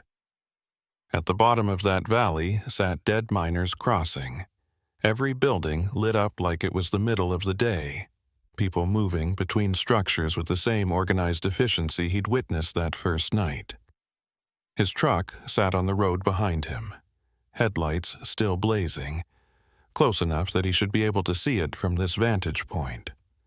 But when he turned to look back, there was nothing but darkness and empty desert. His truck vanished as completely as if it had never existed. Abner Holt stood at the edge of the valley, his expression unreadable in the strange light emanating from the town below.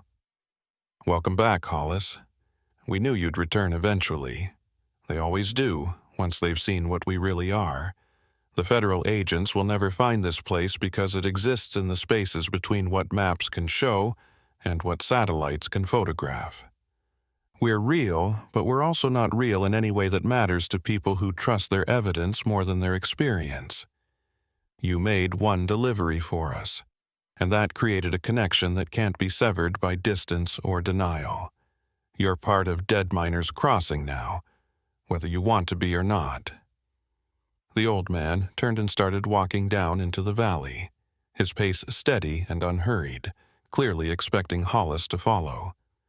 And despite every instinct screaming at him to run, to find his truck and drive until he reached civilization, Hollis found his feet moving forward, following Abner Holt down toward the lights of the town that shouldn't exist. As he descended, he could see faces looking up at him from the streets below. Myrna Jo Tate, standing in her diner doorway, other people he recognized from his first visit, all watching his approach with expressions that might have been satisfaction or might have been hunger. Hollis never made his delivery to Albuquerque. His truck was found 3 days later on that empty desert road, engine still running, headlights blazing, the load of electronics intact and undisturbed. The driver's door was hanging open, his phone sitting on the seat with the last received message still displayed, coordinates that led to nothing but empty desert. Search teams combed the area for a week, finding no signs of struggle, no footprints leading away from the vehicle, no evidence of what had happened to him. Agent Vasquez attended the press conference where local authorities announced that the search was being scaled back, and she stood at the back of the room remembering a trucker who'd told her an impossible story about a ghost town that didn't exist. She'd written him off as disturbed or delusional, had dismissed his warnings about people who operated outside normal channels of verification. Now his truck sat in an evidence lot, and his family was planning a memorial service for a man whose body would never be found. The case remained open but unsolved, filed away with dozens of other missing person reports from that stretch of New Mexico desert. Occasionally, other truckers would report strange encounters, messages from unknown numbers, towns that appeared on roads and vanished before they could be verified. The reports were always dismissed, always explained away as stress or exhaustion or GPS errors. But in the files that Agent Vasquez kept in her desk drawer, there was a growing collection of incidents that all shared certain details: old currency, impossible coordinates, and the name Dead Miners Crossing appearing in testimonies that official records claimed couldn't be real. And somewhere in the New Mexico desert, in a town that exists only when it chooses to be found, Hollis Creed was learning what it meant to be permanently connected to something that lived in the spaces between maps and reality. The work was hard, the hours were long, and the pay was in currency printed before most people currently alive had been born. But the alternative, whatever that might have been, was no longer available to him. Dead Miners Crossing took care of its own, and once you became part of that family, you belonged to it forever. Rayford Keene had been driving the same route between Phoenix and Flagstaff for 9 years when his fuel gauge started acting strange that September afternoon in 2019. The needle had been sitting comfortably at half full when he'd checked it during his last rest stop. But now, barely 40 minutes later, it was hovering just above the quarter-tank mark and dropping visibly as he watched. He tapped the gauge with his knuckle. a useless gesture he'd performed countless times over his 17 years of driving trucks, and watched the needle dip even lower in response, as if his touch had somehow accelerated whatever malfunction was causing the problem. The sun was starting its descent toward the western horizon, painting the Arizona desert in shades of orange and gold that would have been beautiful if Rayford hadn't been preoccupied with calculating whether he could reach the next fuel stop before running completely dry. His Peterbilt was hauling refrigerated produce, 28,000 pounds of lettuce and tomatoes destined for grocery distribution centers in Flagstaff, and the reefer unit on his trailer was running constantly to keep everything at the required 34 degrees. The unit consumed fuel at a steady rate that Rayford had learned to factor into his trip planning. But even accounting for that drain, the gauge shouldn't be dropping this fast. He checked his trip computer, which showed he'd burned through nearly 60 gallons in the past hour, almost triple his normal consumption rate. Either he had a fuel leak that was dumping diesel onto the highway behind him, or the gauge itself was malfunctioning and showing him incorrect information. Neither option was good, but a leak was actively dangerous and expensive, while a faulty gauge was merely inconvenient. He pulled onto the shoulder carefully, checking his mirrors to make sure no traffic was approaching, and climbed down from the cab with his flashlight already in hand, even though the daylight was still strong enough to see clearly.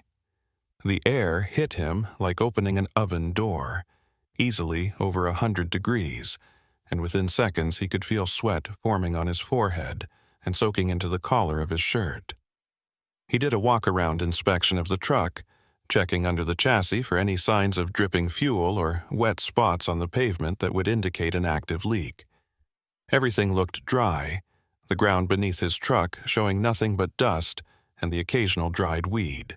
The fuel tanks themselves were intact, no visible damage or loose fittings, and the fuel lines running from the tanks to the engine showed no signs of wear or rupture. Rayford climbed back into the cab and checked the gauge again, watching with growing concern as the needle continued its steady descent toward empty. The trip computer was now showing 70 gallons consumed, which was physically impossible given the time that had elapsed and the distance he'd traveled. Something was definitely wrong with the instrumentation, which meant he couldn't trust any of the readings his dashboard was showing him. He might have plenty of fuel, or he might be running on fumes, and there was no reliable way to determine which without physically checking the tank levels, something that would require tools he didn't carry and expertise he didn't possess. The next official fuel stop, according to his GPS, was 63 miles ahead, a truck plaza on the outskirts of Flagstaff that he'd used dozens of times before. Under normal circumstances, that would be an easy drive, maybe an hour at highway speeds, but with an unreliable fuel gauge and no way to know his actual fuel status, 63 miles suddenly felt like crossing an ocean in a rowboat. He could try to limp there and hope he made it, or he could look for alternatives closer to his current position. He pulled up the map on his phone, zooming in on the area surrounding his location, and found mostly empty desert with a few unnamed roads branching off the main highway. One road, about 8 miles ahead, showed a small symbol that might have been a gas station, or might have been an error in the map data. The notation beside it read, "Service status unknown," which wasn't particularly encouraging, but 8 miles was better than 63 if his fuel situation was as bad as the gauge suggested. Rayford made his decision, started the engine, and pulled back onto the highway, keeping his speed lower than usual to conserve whatever fuel he might have left. The 8 miles passed slowly, each minute feeling stretched thin by anxiety, and he found himself checking the gauge compulsively even though he knew the readings were unreliable. The exit appeared exactly where the map had indicated, marked by a faded green sign that was missing most of its reflective coating. The sign had once displayed text, but weather and time had worn it down to nothing but ghost letters that might have spelled anything.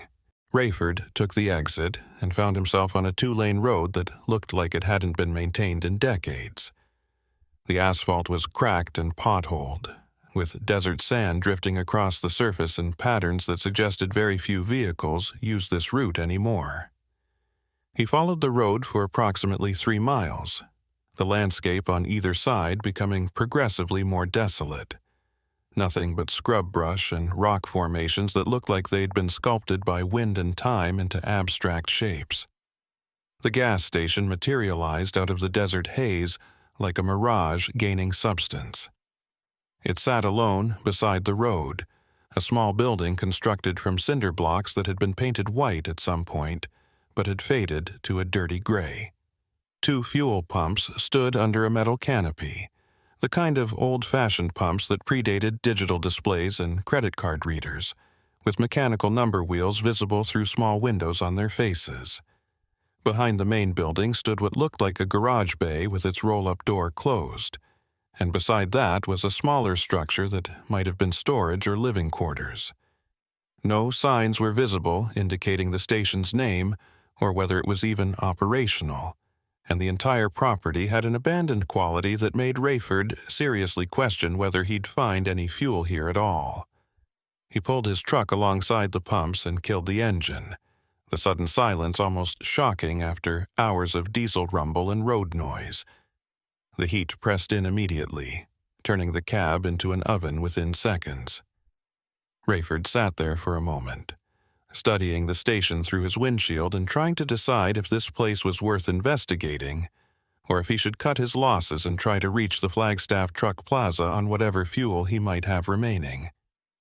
The building's windows were dark, not the darkness of closed blinds, but the deeper darkness of spaces that hadn't seen light in years. The door, painted the same faded gray as the walls, stood slightly ajar, a gap of maybe 2 inches showing nothing but shadow beyond.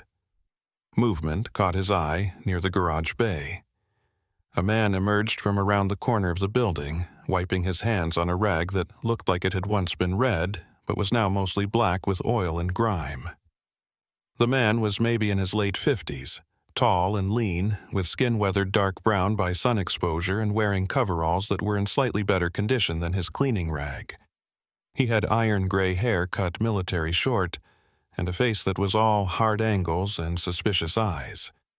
He looked at Rayford's truck with an expression that suggested he wasn't pleased to see visitors but had expected them anyway. Rayford opened his door and climbed down, his boots hitting the cracked concrete pad with a sound that seemed too loud in the desert quiet. "Afternoon," he called out, trying for friendly but landing somewhere closer to cautious. "Having some fuel gauge issues. Not sure if I'm running low or if my instrumentation's gone bad. You still selling diesel here?" He gestured toward the pumps, which looked like they hadn't been used since the Reagan administration. The man approached slowly, still working that rag between his hands like worry beads. Up close, Rayford could see that his coveralls had a name patch sewn above the left breast pocket, the kind mechanics wore, though the name was too faded to read clearly. Might have been Eldon, or maybe Edison, the letters worn down to suggestions rather than certainties. "Station's closed," the man said, his voice rough like he didn't use it much. "Been closed for about 6 years now, ever since the highway got rerouted and traffic stopped coming through. But the pumps still work if you're desperate, and from the look of your gauge situation, I'd say you qualify as desperate." Rayford followed the man's gaze to his truck's side panel, where the fuel tank gauge showed a reading he couldn't see from his current position. "How can you tell I've got gauge problems?" he asked, genuinely curious about what had given him away so quickly. The man, who Rayford was mentally calling Eldon until he learned otherwise, pointed at the truck with his rag-wrapped hand. "Because your tanks are full. Can see it from here, the way your rig's sitting level and the lack of sway when you pulled in. Loaded truck with full tanks has a certain look to it, and yours has that look. But you wouldn't be stopping at a closed station in the middle of nowhere unless you thought you were running empty, which means your gauge is lying to you. Seen it before, electrical problem usually, some short in the sending unit that makes the gauge read low even when you're topped off. That made sense. More sense than anything Rayford had been able to figure out on his own, and he felt some of his anxiety ease slightly. If his tanks were actually full, he could make Flagstaff easily and get the gauge fixed there by a proper mechanic. "Appreciate the diagnosis," he said, pulling his wallet from his back pocket. "What do I owe you for the information? Seems only fair to pay for your expertise even if I don't need fuel." Eldon waved the offer away with his rag, the gesture dismissive. "Don't need your money, but if you've got time, I could use some help with something. Got a delivery that came in about 2 weeks ago. Guy dropped off a compressor that's too heavy for me to move by myself. Been sitting in the storage building ever since, and I need to get it into the garage bay to install it. Figure a truck driver's probably used to handling heavy equipment, and if you could spare 20 minutes, I'd consider us even for the gauge advice." Rayford checked his watch, calculating the time against his delivery schedule. He was already running ahead of schedule by about 40 minutes, which gave him some cushion to work with. 20 minutes of physical labor in 100-degree heat wasn't his ideal afternoon activity, but it seemed like a fair trade for the peace of mind of knowing his fuel situation wasn't actually a crisis. "Sure," he said, tucking his wallet away. "Lead the way. Where's this compressor?" Eldon's expression shifted slightly, not quite a smile, but close, more like satisfaction at a problem about to be solved. "Storage building around back. Fair warning, place is a mess. Haven't organized it since the station closed, just been throwing stuff in there whenever I acquire something. You'll need to watch your step, a lot of equipment and parts scattered around." He started walking toward the rear of the property, and Rayford followed, already regretting his decision as the afternoon heat seemed to intensify with each step. The storage building was smaller than Rayford had expected, maybe 20 feet by 30, with walls made from the same cinder blocks as the main station. The door was propped open with a chunk of concrete, and the interior was exactly as chaotic as Eldon had warned. Metal shelving units lined the walls, every surface covered with automotive parts, tools, and equipment in various states of repair and disrepair. The floor was navigable only via narrow paths between stacked boxes, plastic bins, and loose items that looked like they'd been dropped wherever there was space. The air inside was stifling, trapped heat with no ventilation, and it smelled like motor oil, dust, and something else, something organic and unpleasant that Rayford couldn't immediately identify. Eldon pointed toward the back corner where a large piece of equipment sat on a wooden pallet. "That's the compressor. Needs to go into the garage bay so I can mount it and run the lines. Should be manageable between the two of us if we take it slow and don't try anything heroic." He grabbed one end of the pallet while Rayford positioned himself at the other end, and together they lifted, finding the weight substantial but not impossibly heavy. The compressor itself was industrial grade, probably 300 pounds of cast iron and steel, and it shifted slightly on the pallet as they began the awkward process of carrying it out of the storage building. The path from storage to garage was maybe 50 feet, but it felt like 50 miles in the desert heat. Rayford's shirt was soaked through within the first 10 feet, sweat stinging his eyes and making his grip on the pallet uncertain. Eldon moved with practiced efficiency, his breathing steady and his pace measured, clearly accustomed to this kind of physical labor in extreme conditions. They reached the garage bay without incident, and Eldon kicked the door's release mechanism with one boot, causing the roll-up door to begin its slow ascent with a grinding sound that suggested the mechanism needed lubrication. The garage interior was cooler than outside, though not by much, and considerably darker. The space was a single bay, maybe 15 feet wide and twice that deep, with a workbench along one wall covered in tools and parts. An old truck, maybe from the 1980s based on its styling, sat on blocks in the center of the bay, its hood removed and engine partially disassembled. Oil stains covered the concrete floor in patterns that suggested decades of automotive work, and the walls were decorated with calendars from various years, all showing women in various states of undress alongside automotive equipment.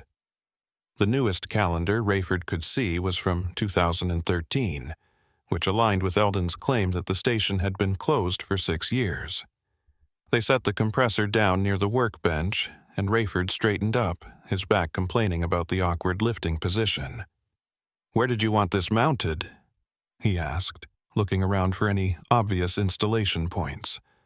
The garage had compressed air lines running along the ceiling, capped at regular intervals, clearly designed for a shop compressor to supply them with pressure. The existing compressor, much smaller and older, sat in the corner looking like it hadn't functioned in years. Eldon pulled a wheeled dolly from under the workbench and positioned it beside the pallet. "Going to replace the old one eventually, but first I need to test this new unit, make sure it's not damaged. Help me get it up on this dolly and we'll roll it to the test area." Together they lifted the compressor again, this time only a few inches, and slid it onto the dolly with careful precision. Eldon wheeled it toward the back of the garage, where a section of floor had been painted with yellow safety stripes and equipped with what looked like testing equipment, gauges and valves and electrical connections. Rayford followed, wiping sweat from his forehead with the back of his hand, and watched as Eldon began connecting cables and hoses with practiced movements. The mechanic worked in silence, his attention completely focused on the task, and Rayford took the opportunity to look around the garage more carefully. Something about the space felt off, though he couldn't immediately identify what was triggering his unease. The tools were organized, the work area was functional despite the dust and age, but there was something about the way certain items were positioned that seemed deliberate, staged even, like a movie set designed to look like a working garage rather than an actual working garage. The calendar from 2013 caught his attention again, and he walked over to examine it more closely. The image showed a woman posing with a classic Corvette, and the calendar's page was still turned to August, as if someone had stopped updating it mid-month and never bothered to continue. 6 years ago would have been 2013, which matched Eldon's timeline for when the station closed, but Rayford found it strange that the calendar would be left on the exact month of closure. Most people either took their calendars down or just left them to show whatever random month they happened to be on when they stopped caring. "You find something interesting?" Eldon's voice came from directly behind him, close enough to make Rayford jump slightly. The mechanic had moved with surprising stealth for someone wearing heavy boots on concrete, and now stood maybe 3 feet away with an expression that might have been curious or might have been something else entirely. Rayford stepped back instinctively, creating more space between them. "Just looking at your calendar, noticed it's from August 2013. That when you closed down?" He tried to keep his tone casual, conversational, but his instincts were screaming at him now that something was wrong with this entire situation. The garage was too staged. Eldon was too helpful for someone who claimed to be retired from the business, and the compressor delivery story didn't quite make sense when Rayford thought about it. Who delivers equipment to a closed gas station in the middle of nowhere? Eldon's expression remained neutral, but his eyes had taken on a harder quality, calculating rather than friendly. August 14th, 2013 to be exact. Highway Department finished their rerouting project and traffic stopped coming past here overnight. Literally, overnight, one day I had customers, the next day nothing but empty road. Station couldn't survive on zero business, so I shut it down and figured I'd just maintain the property until I decided what to do with it. Been maintaining it ever since, though I'm not sure why anymore.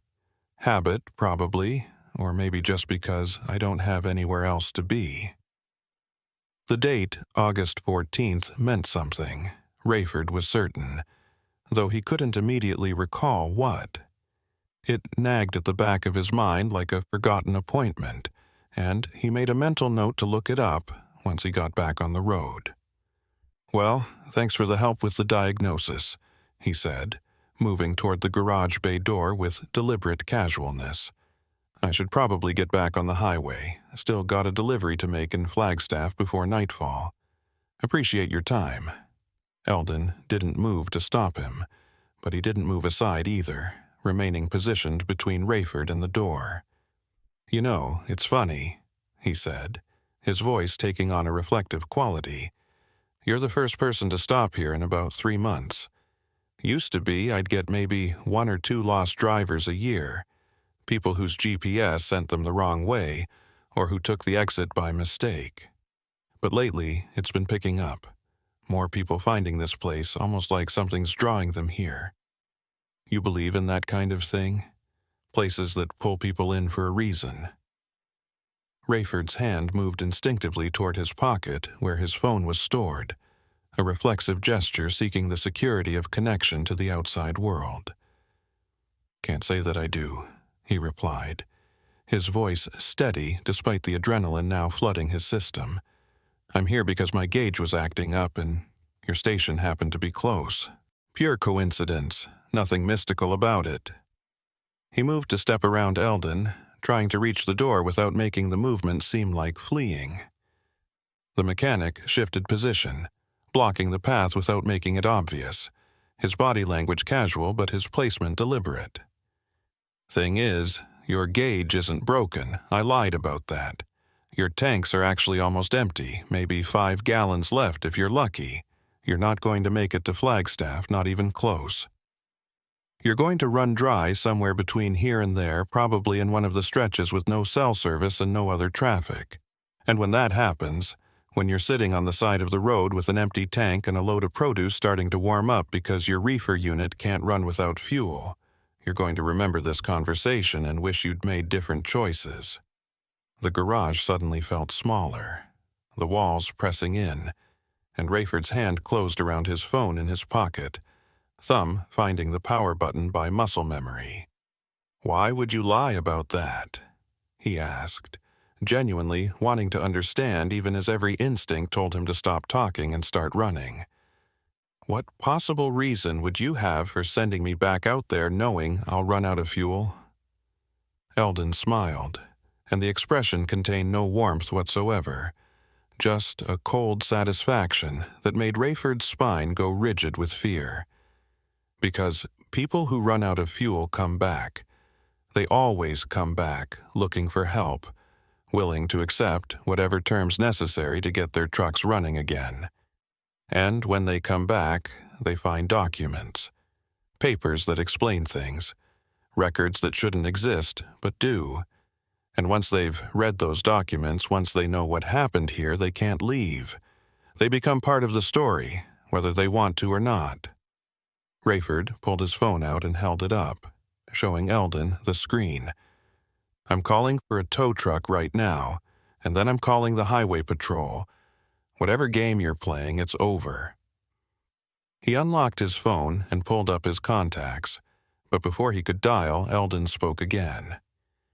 "No signal here. Never has been.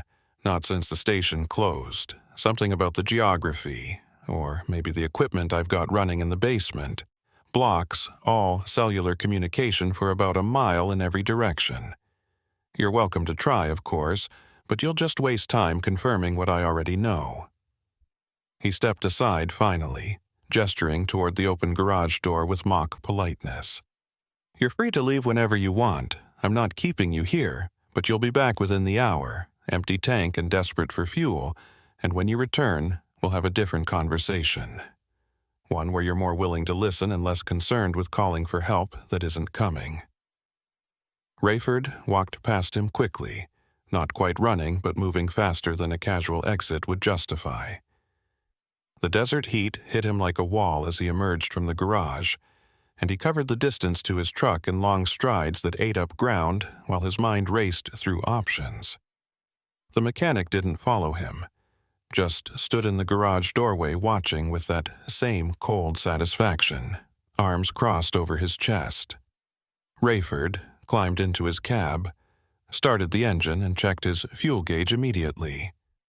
The needle still showed near empty, but now he didn't know if that was accurate or if Eldon had been lying about lying. His trip computer showed no data, the screen blank like it had been reset or disconnected. He put the truck in gear and pulled back onto the broken asphalt road, checking his mirrors to see Eldon still standing in the garage doorway, growing smaller with distance but never quite disappearing entirely. The road back to the highway felt longer than it had coming in, every minute stretched thin by uncertainty and fear. Rayford kept one eye on the fuel gauge and one eye on the road, trying to calculate distances and consumption rates in his head, trying to determine if he could make it to Flagstaff or if Eldon's prediction would come true. The highway appeared ahead, familiar and reassuring, and Rayford took the on-ramp faster than was strictly safe, desperate to put distance between himself and that station. His engine ran smoothly, no signs of fuel starvation, and he started to believe that maybe Eldon had been bluffing, that maybe his tanks really were full, and this whole encounter had just been some kind of psychological game played by a lonely mechanic with too much time and not enough human contact. The engine died 17 miles later, right in the middle of a curve with no shoulder to pull onto. The diesel motor just stopped, no warning, no coughing or struggling, just instant silence while the truck's momentum carried him forward. Rayford managed to steer onto a narrow strip of gravel beside the road, the truck rolling to a stop at an angle that blocked most of one lane. He sat there in sudden stillness, hands still gripping the wheel, and accepted the reality that Eldon had been telling the truth. His tanks were empty, his produce was going to start warming up within an hour, and he was going to have to go back to that station and find out what documents the mechanic wanted him to read. Rayford sat in his dead truck for 20 minutes, trying every trick he'd learned in 17 years of driving to coax even a drop of fuel through lines that he now knew were completely dry. He turned the key repeatedly, hearing the starter motor crank the engine over without catching, the sound growing progressively weaker as the battery drained. He checked every gauge and readout on his dashboard, finding nothing but zeros and error messages that confirmed what he already knew. His phone showed exactly what Eldon had predicted. No signal, just the words "no service" mocking him from the screen's upper corner. He tried moving to different positions in the cab, holding the phone up near the windshield and then out the window, searching for even a single bar that might let him make a call. Nothing changed. The signal remained dead, and the Arizona desert stretched out in all directions, offering no solutions. The temperature inside the cab was climbing steadily, the sun having shifted position so it now beat directly through the windshield, turning the interior into a greenhouse. Rayford's shirt was already soaked with sweat, and he could feel his skin starting to burn where the sun touched it through the glass. Behind him, the reefer unit on his trailer sat silent, no longer maintaining the required temperature for his produce load. Every minute that passed was costing him money as lettuce and tomatoes slowly warmed towards a spoilage. His dispatcher would be expecting a call when he arrived in Flagstaff, and when that call didn't come, they'd start asking questions that Rayford had no good answers for. How do you explain running out of fuel when you'd reported full tanks at your last stop? How do you explain stopping at a closed gas station that wasn't on any official route? He climbed down from the cab, his boots hitting the gravel shoulder with a crunch that seemed too loud in the desert quiet. A few vehicles had passed while he'd been sitting there, but none had stopped despite his obvious distress. Highway drivers had learned to be cautious about stopping for stranded truckers. Too many stories of robberies and scams had made people wary of offering help. He walked around his truck, checking the fuel tanks one more time as if the physical inspection might reveal something his gauges had missed. The tanks were bone dry, he could tell from the way they sounded when he tapped them with his knuckle. The hollow ring of empty metal, instead of the dull thud of liquid-filled containers. The walk back to the station would be approximately 3 miles based on his odometer reading. 3 miles in 100-degree heat with no water and no shade. Rayford had a half-empty bottle of water in his cab, warm and tasting like plastic, but it was all he had. He grabbed it along with his phone, wallet, and a baseball cap that would provide minimal sun protection, and locked the truck behind him. The highway stretched ahead and behind him in straight lines that seemed to go on forever. Heat shimmer creating lakes of false water on the asphalt that disappeared as he approached. He started walking back the way he'd come, following the white line at the road's edge, while his mind churned through what Eldon had said about documents and records that explained what had happened at the station. August 14th, 2013. The date kept circling through Rayford's thoughts, and about a mile into his walk he finally remembered why it seemed significant. He'd been driving this same route back then, had stopped at a different station near this area for fuel, and had heard other truckers talking about some kind of accident or incident that had closed down a gas station somewhere in the vicinity. The details were vague in his memory, worn down by 6 years of other routes and other conversations, but he recalled the tone of those discussions, hushed and uncomfortable, like people talking about something they didn't fully understand but knew was serious. The exit appeared in the distance, that faded green sign marking the turnoff, and Rayford left the highway to follow the broken 2-lane road toward the station.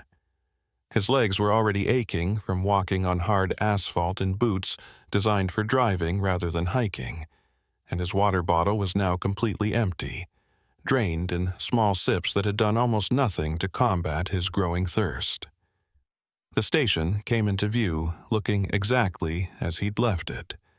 The same faded gray buildings and ancient fuel pumps, but now Eldon was nowhere visible. No movement around the garage bay, no sign of life anywhere on the property. Just empty buildings baking in the afternoon sun, and that same sense of abandonment that had struck Rayford during his first visit. He approached cautiously, his exhaustion making him less careful than he should have been, but not completely eliminating his survival instincts. The main building's door still stood slightly ajar, that same 2-inch gap showing darkness beyond, and Rayford pulled it open slowly, wincing at the squeal of rusty hinges. The interior was cooler than outside, but not by much, and it took his eyes several seconds to adjust from bright sunlight to the dim interior.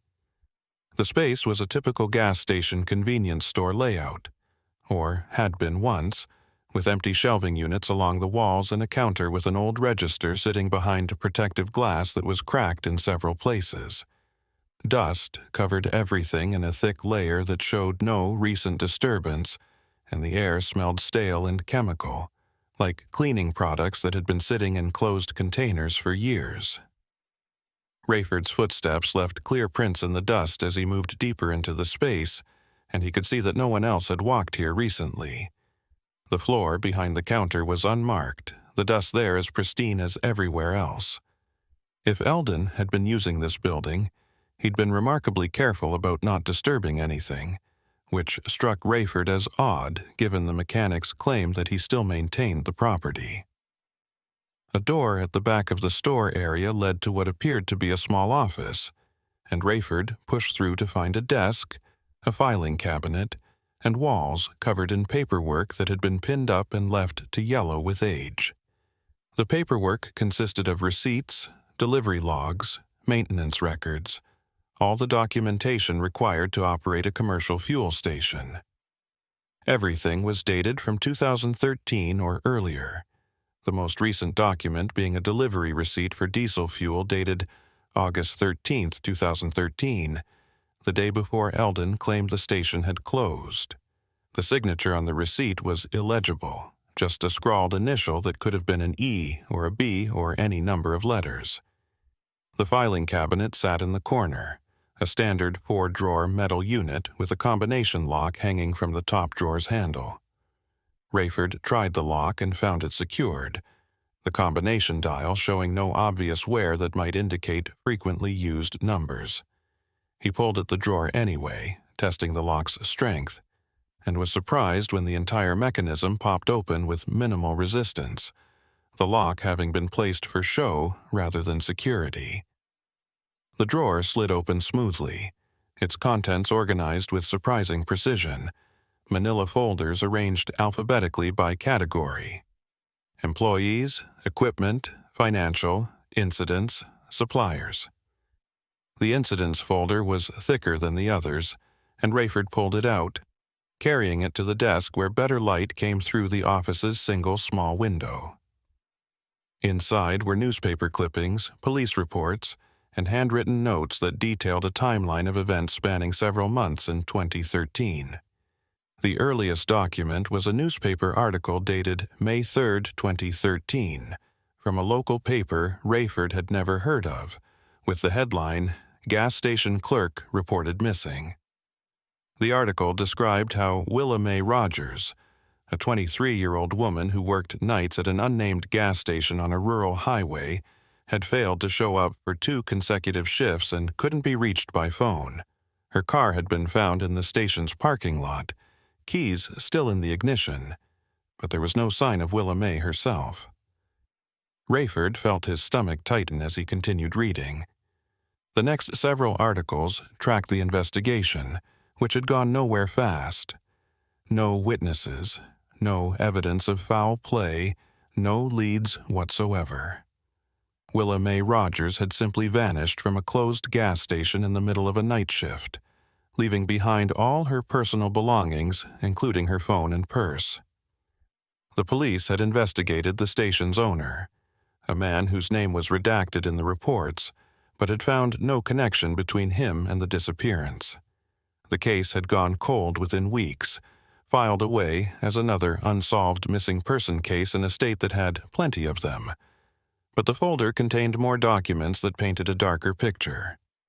A handwritten note dated June 15, 2013, appeared to be from someone named Eldon Price, based on the signature at the bottom, though the handwriting was shaky and irregular, like it had been written under stress. The note described strange occurrences at the station following Willa Mae's disappearance: equipment turning on by itself, sounds of someone walking in empty rooms, and the persistent smell of perfume that Willa Mae had worn, a floral scent that appeared and vanished without any logical source. More articles followed, each one detailing subsequent disappearances that all shared common elements. A delivery driver named Marcus had vanished in June while making a fuel delivery, his truck found running with a full load but no sign of Marcus anywhere. A state highway inspector had disappeared in July during a routine safety check of the station, his vehicle discovered locked and empty in the parking lot. By August, local authorities had begun investigating the station itself as a potential crime scene, though they'd found nothing that explained the pattern of disappearances. No bodies, no evidence of violence, just people arriving at the station and never leaving. The final document in the folder was a police report dated August 14, 2013, the day Eldon had mentioned as the station's closing date. The report described how officers had arrived at the station in response to a 911 call reporting screams coming from the property. What they'd found was documented in clinical language that somehow made it more disturbing. Extensive evidence of a struggle in the main building, blood spatters that suggested at least 2 injured persons, and drag marks leading from the store area toward the garage bay. But no bodies had been recovered, and no suspects had been identified. The station had been sealed as a crime scene, and the owner had been ordered to cease operations immediately pending the outcome of the investigation.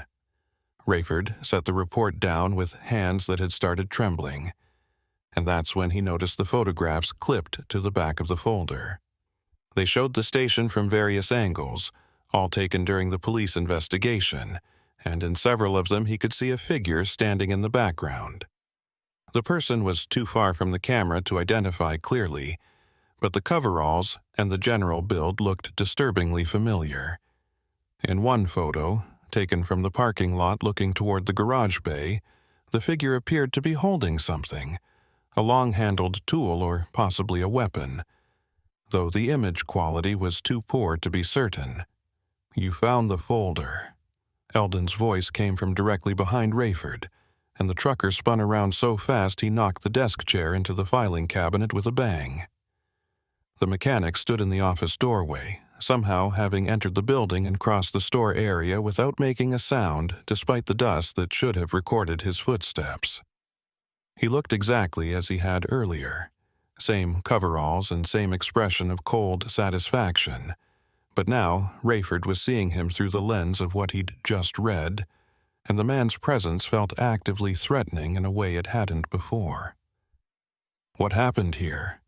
Rayford asked, his voice coming out rougher than he'd intended. "What happened to all those people, to Willa Mae Rogers and the others? And why am I here? Why did you make sure I'd run out of fuel and have to come back?" He was backing away as he spoke, putting the desk between himself and Eldon, though he knew that if this came to a physical confrontation, the furniture wouldn't provide much protection. Eldon stepped into the office, his movements unhurried, and closed the door behind him with a soft click that somehow felt final. What happened is that the station's owner, a man who'd been running this place for 30 years without any problems, decided he wanted to expand his operation, wanted to add a mechanic shop, do repairs and maintenance in addition to selling fuel. Hired me to run the shop, hired Willa Mae to work nights in the store, hired a few other people for various positions. Everything was fine for about 3 months, business was good, customers were happy. And then I found something. The mechanic moved to the filing cabinet and pulled open the bottom drawer, removing a leather-bound journal that looked old and well-used. He set it on the desk between himself and Rayford, flipping it open to show pages covered in handwriting that was neat and precise, but whose content was immediately disturbing. Rayford could see dates and times, detailed descriptions of people who'd stopped at the station, notes about their vehicles and their routes and their behavior. The entries read like surveillance reports, tracking individuals with an obsessive attention to detail that went far beyond normal business records.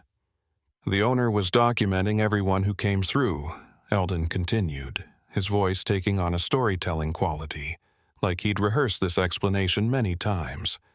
Had been doing it for years, filling up journals with information about drivers and travelers, building profiles on their habits and schedules. I didn't understand why at first, thought maybe he was just eccentric or overly cautious about security. But then I started noticing patterns.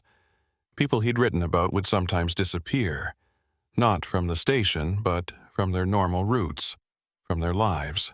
They'd just vanish, and there'd be a small note in his journal marking the date of disappearance. Rayford forced himself to look at the journal's pages, scanning the entries and finding exactly what Eldon had described.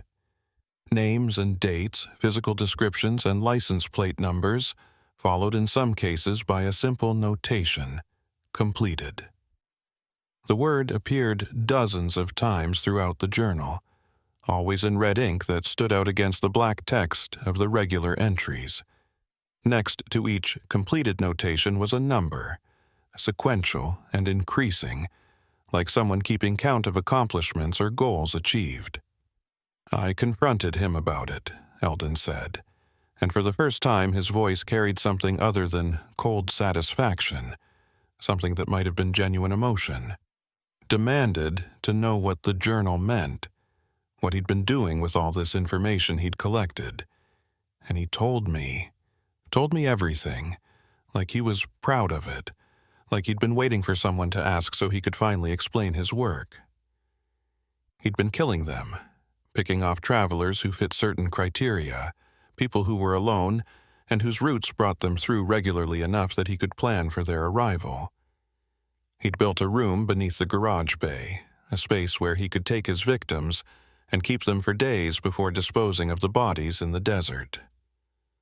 The office suddenly felt too small, the walls pressing in while Rayford's mind tried to reject what he was hearing. If that's true, if he was a serial killer, why didn't you go to the police? Why didn't you report him instead of confronting him yourself? Even as he asked the question, Rayford could see the answer forming in Eldon's expression, a complex mixture of guilt and resignation that told its own story. Because I didn't confront him until after I'd found Willa May, Eldon said quietly. She disappeared during her night shift, and I'd come to the station the next morning looking for her, thought maybe she'd gotten sick and gone to rest in the back room. Found the door to the basement instead, hidden behind a false wall in the garage bay. Went down there and found Willa May alive, but barely, chained to a wall in a room that was set up like something out of a horror movie. Torture implements, recording equipment, documentation of everything he'd done to previous victims. I got her out, got her upstairs, and she was begging me to call the police, begging me to help her. Eldon paused, his hands tightening on the journal until the leather cover creased. But the owner was there, had been watching from somewhere, had security cameras I hadn't known about. He came out of the storage building with a shotgun, told me I had two choices: help him clean up the situation or become part of the situation myself. Said he had evidence planted that would make it look like I was responsible for everything. Documentation that showed I'd been the one keeping the journal and selecting victims. He was thorough, had thought of every angle, and I believed him when he said I'd spend my life in prison if I didn't cooperate. Rayford felt sick, his stomach churning with a combination of heat exhaustion, thirst, and the growing horror of understanding where this story was going. "What did you do?" he asked, though he already knew the answer, could see it in Eldon's eyes and in the way the mechanic's shoulders had slumped with the weight of confession. "I helped him," Eldon said simply. "Helped him kill Willa May because she'd seen too much and would have identified both of us. Helped him clean up the basement room and remove any evidence that she'd been there. Helped him create the story that she'd simply vanished during her shift with no explanation.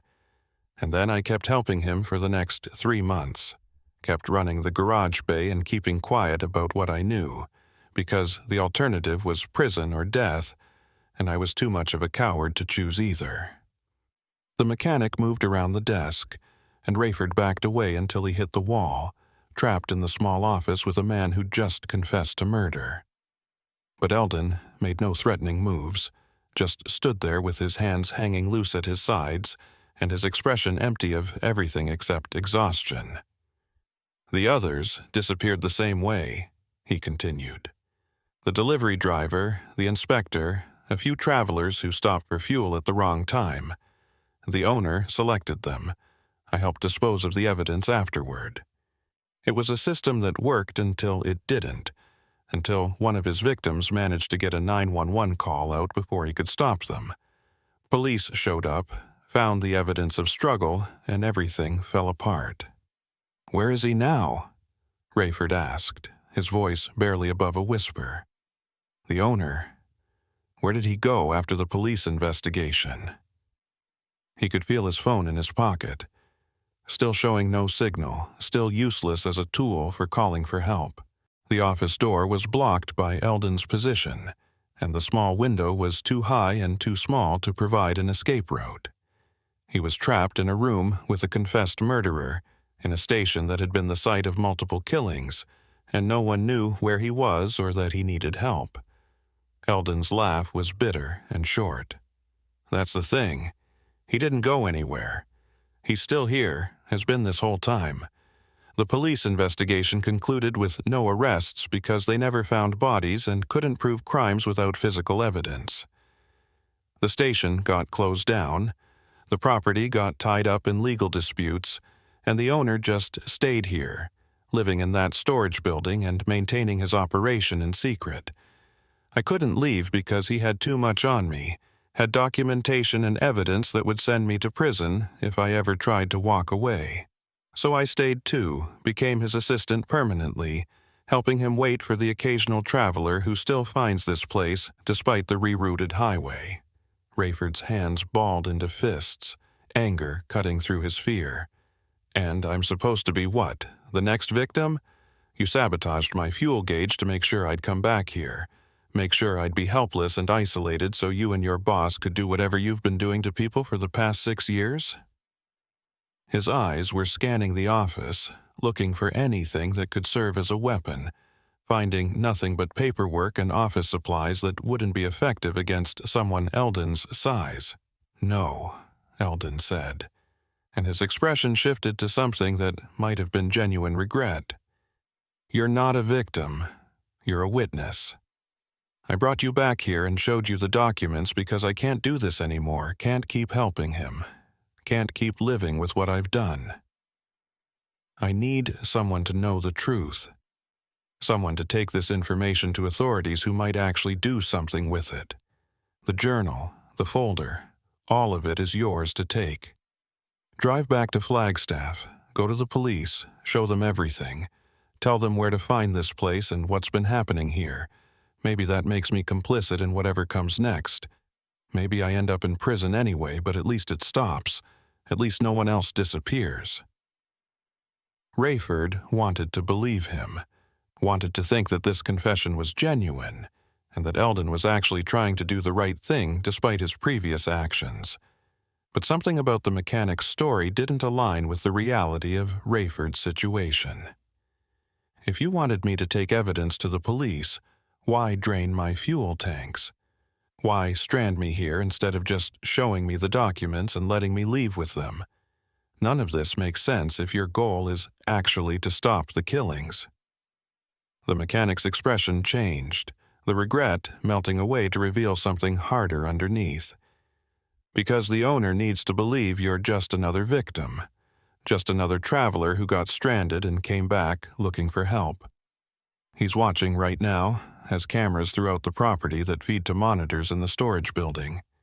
If he thought I was helping you escape, if he saw me just handing over evidence and sending you on your way, he'd kill us both before you made it to the highway. This has to look like you stumbled onto the information by accident, like you found the documents while waiting for me to help with your fuel problem. That gives us both plausibility, gives you time to get away before he realizes what you know." Rayford glanced around the office, looking for cameras, finding several small lenses mounted in corners and behind fixtures, all pointing toward the desk and the filing cabinet. If Eldon was telling the truth, then everything they'd said and done in this room had been recorded, which meant the owner already knew about the documents being shared. Unless Eldon had somehow disabled the cameras or was lying about their existence entirely, which seemed increasingly likely given all the other deceptions that had been layered into this situation. "I need fuel for my truck," Rayford said, making a decision to play along while he figured out what was really happening. "If I'm going to get to Flagstaff and talk to police, I need fuel and I need it now before my produce load spoils completely. Can you help with that? Or was that a lie too?" He kept his voice steady, trying to project confidence he didn't feel, trying to maintain control of a situation that had spiraled far beyond his understanding. Eldon nodded and moved toward the office door, pulling it open and gesturing for Rayford to follow. "Fuel's in the underground tank. Still has about 500 gallons left from before the station closed. Pump system still works if you prime it manually. Come on, I'll show you how it's done, and then you can fill up and get out of here. Take the journal and the folder with you. Hide them somewhere in your truck where they won't be obvious if someone looks inside.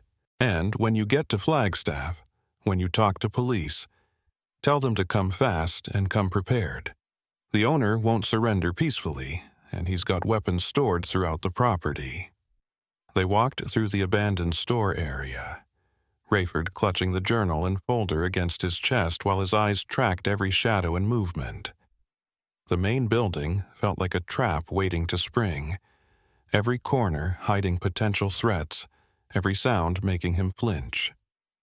Eldon moved with confidence, leading him toward the rear exit, but Rayford couldn't shake the feeling that this was all choreographed, all designed to put him in a specific position at a specific time for reasons that had nothing to do with justice or stopping murders.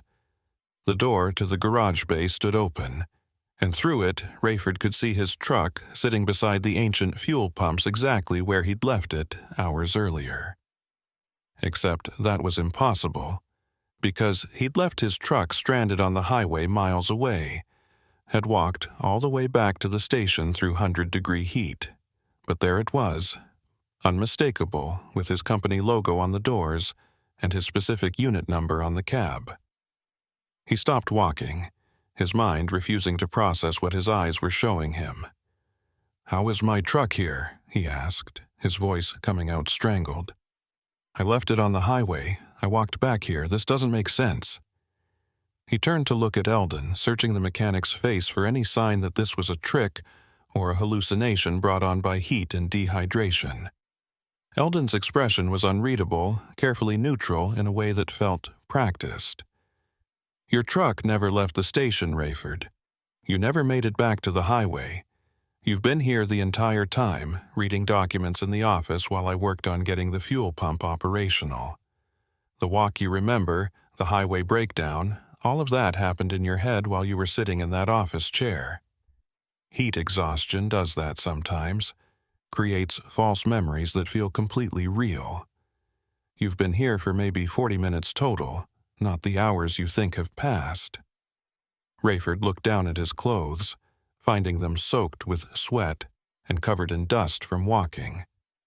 His boots showed wear patterns consistent with miles of walking on asphalt. His water bottle was empty, drained during a journey that Eldon was now claiming had never happened. The evidence of his experience was physical, tangible, impossible to dismiss as hallucination or heat exhaustion, unless everything was a lie, unless even his perceptions of his own body couldn't be trusted anymore. "I don't believe you," Rayford said, but his voice carried uncertainty now, doubt creeping in around the edges of his conviction. "I walked 3 miles back here. I remember every step.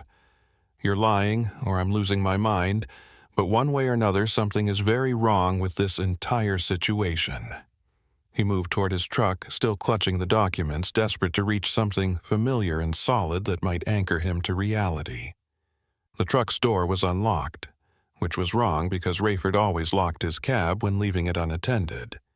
He pulled the door open and climbed up, finding the interior exactly as he'd left it. Keys in the ignition, coffee cup in the holder, his logbook on the passenger seat. But when he turned the key, the engine started immediately. Diesel motor rumbling to life like it had never stopped running. The fuel gauge showed 3/4 full, contradicting everything he'd experienced or thought he'd experienced over the past hours. The trip computer displayed normal operational data, no error messages or blank screens. Eldon appeared at the driver's side door, that same unreadable expression on his weathered face. "Fill up your tanks before you leave," he said, gesturing toward the fuel pumps. "Top off everything. Make sure you have enough to reach Flagstaff and beyond if needed. The pump system is active now, works just like any normal station. And remember what I said about showing those documents to police. They need to know what happened here, need to know what's still happening. You might be confused right now about what's real and what isn't, but those documents are real. The crimes they describe are real. That's what matters."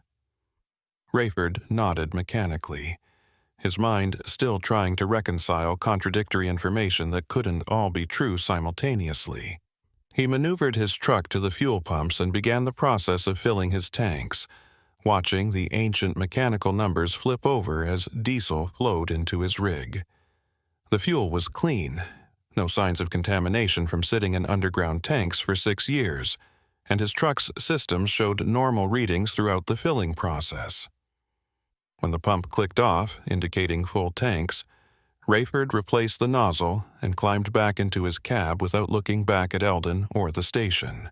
He drove away slowly, following the broken road back toward the highway, checking his mirrors every few seconds to watch the station recede into the distance. Eldon stood in the same spot the entire time, arms crossed over his chest, growing smaller but never quite disappearing even after Rayford had driven far enough that the mechanic should have been invisible. The highway appeared ahead, and Rayford took the on-ramp with a sense of relief so profound it almost felt like joy. His truck was running perfectly, his fuel tanks were full, and he had documentation of crimes that could potentially shut down whatever was happening at that station. The relief lasted exactly 4 miles before he noticed the pickup truck following him. Dark blue or maybe black, hard to tell in the fading evening light, maintaining a consistent distance behind his rig. The truck had appeared seemingly from nowhere.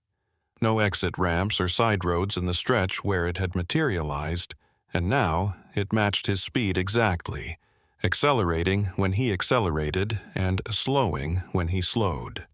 Rayford tried changing lanes to see if the truck would pass, but it changed lanes too, staying positioned directly behind him like it was tethered to his bumper by an invisible cord.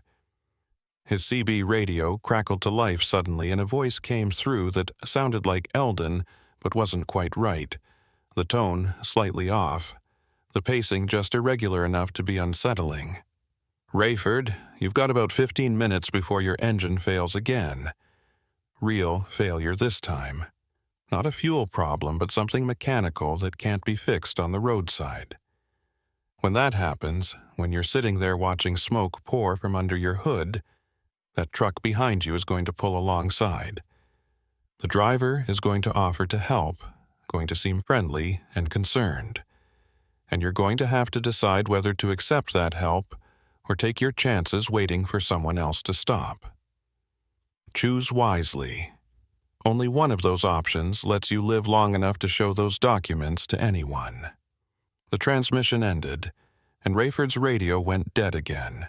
No static, just silence. He keyed his mic to respond, found the system completely non-functional, and slammed his palm against the dashboard in frustration that was rapidly transforming into genuine terror. The document sat on his passenger seat, the journal and folder containing evidence of multiple murders, and he was being followed by someone who presumably didn't want that evidence reaching authorities. The pickup truck behind him moved closer, pulling to within maybe 20 feet of his rear bumper, close enough that he could see 2 figures in the cab instead of 1. His engine temperature gauge started climbing, needle moving from normal operating range toward red warning zone with alarming speed. Rayford watched it with the sick certainty that Eldon's prediction was about to come true, that his truck was going to fail again, and this time he wouldn't have the option of walking back to a station for help. The pickup truck accelerated slightly, pulling alongside his trailer, and through his mirror, Rayford could see the passenger window rolling down. A hand emerged holding something, and for a terrible moment Rayford thought it might be a weapon, but it was just a piece of paper pressed against the glass. He couldn't read it from his position, couldn't make out what message they were trying to convey. The temperature gauge hit red, and Rayford's engine began making sounds that his 17 years of experience told him meant catastrophic failure was imminent. Metal grinding against metal, pressure releasing in places it shouldn't, and the distinct smell of burning oil seeping into the cab. He started looking for a safe place to pull over, some stretch of shoulder that would get him out of traffic lanes, and that's when he saw it ahead on the road. Another gas station, this one looking operational with lights on and vehicles parked in the lot.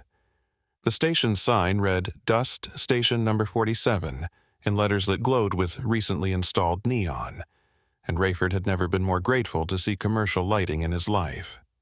He coaxed his dying truck off the highway and into the station's parking lot, hearing his engine make one final grinding sound before ceasing completely. The truck rolled to a stop near the fuel pumps, and Rayford sat there watching his temperature gauge bury itself beyond red while the pickup truck that had been following him drove past the exit without slowing. Rayford sat in his dead truck for several minutes, watching steam pour from under the hood while his mind tried to process the impossible timing of finding another gas station exactly when his engine had failed.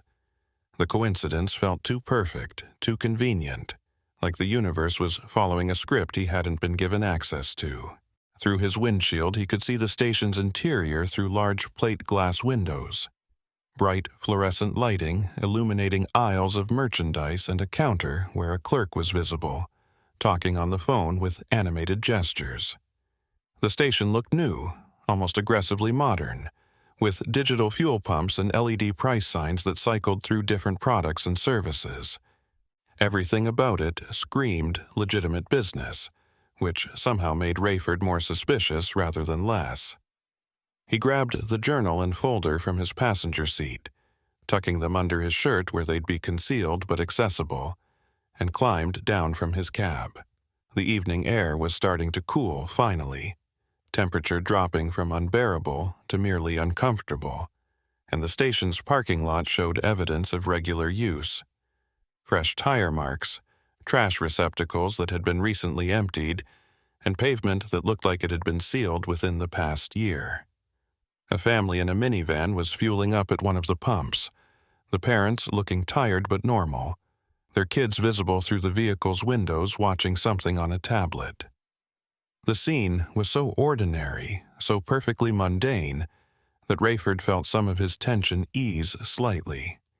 The station's door opened with an electronic chime, and cold air conditioning hit him like a wall, almost painful after the desert heat.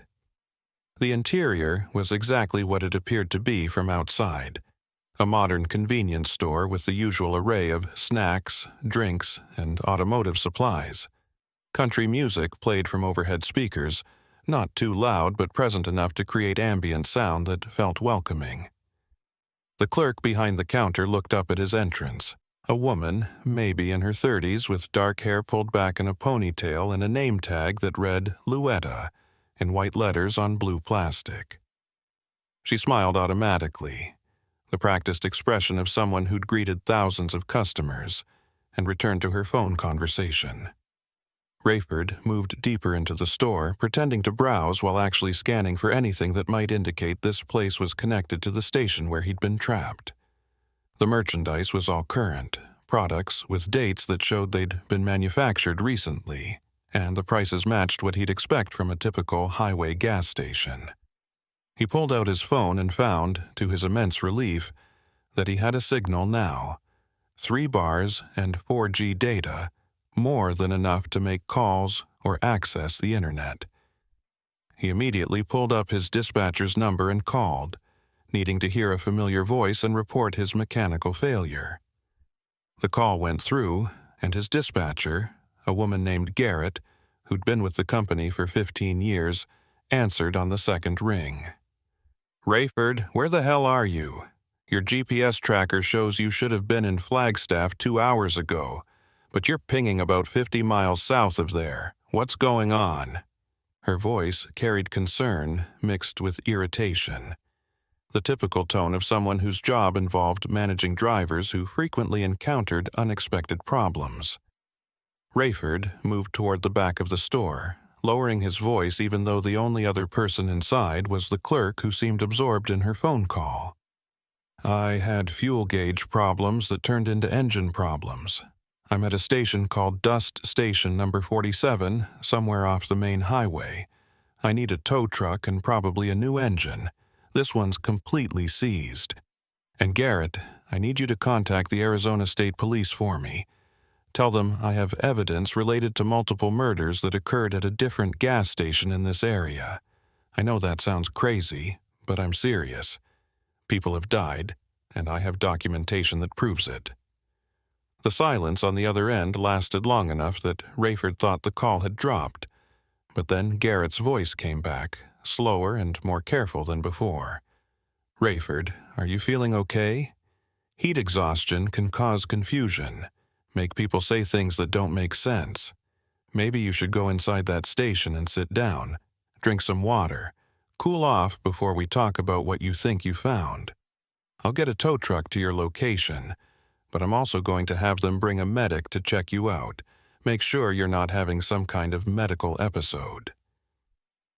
The condescension in her tone made Rayford's jaw clench with frustration. "I'm not confused, and I don't need a medic. I need police, and I need them now before whatever happened at the other station happens again. Just make the call, please. Tell them to ask about a place that closed in August 2013. Tell them there are missing person cases connected to it. They'll know what I'm talking about." He ended the call before she could argue further, hoping that she'd follow through despite thinking he'd lost his mind from heat exposure. The clerk had finished her phone conversation and was now watching Rayford with an expression that had shifted from welcoming to wary. He realized how he must look. Clothes soaked with sweat, covered in dust and grime, clutching his phone like a lifeline and talking urgently about murders.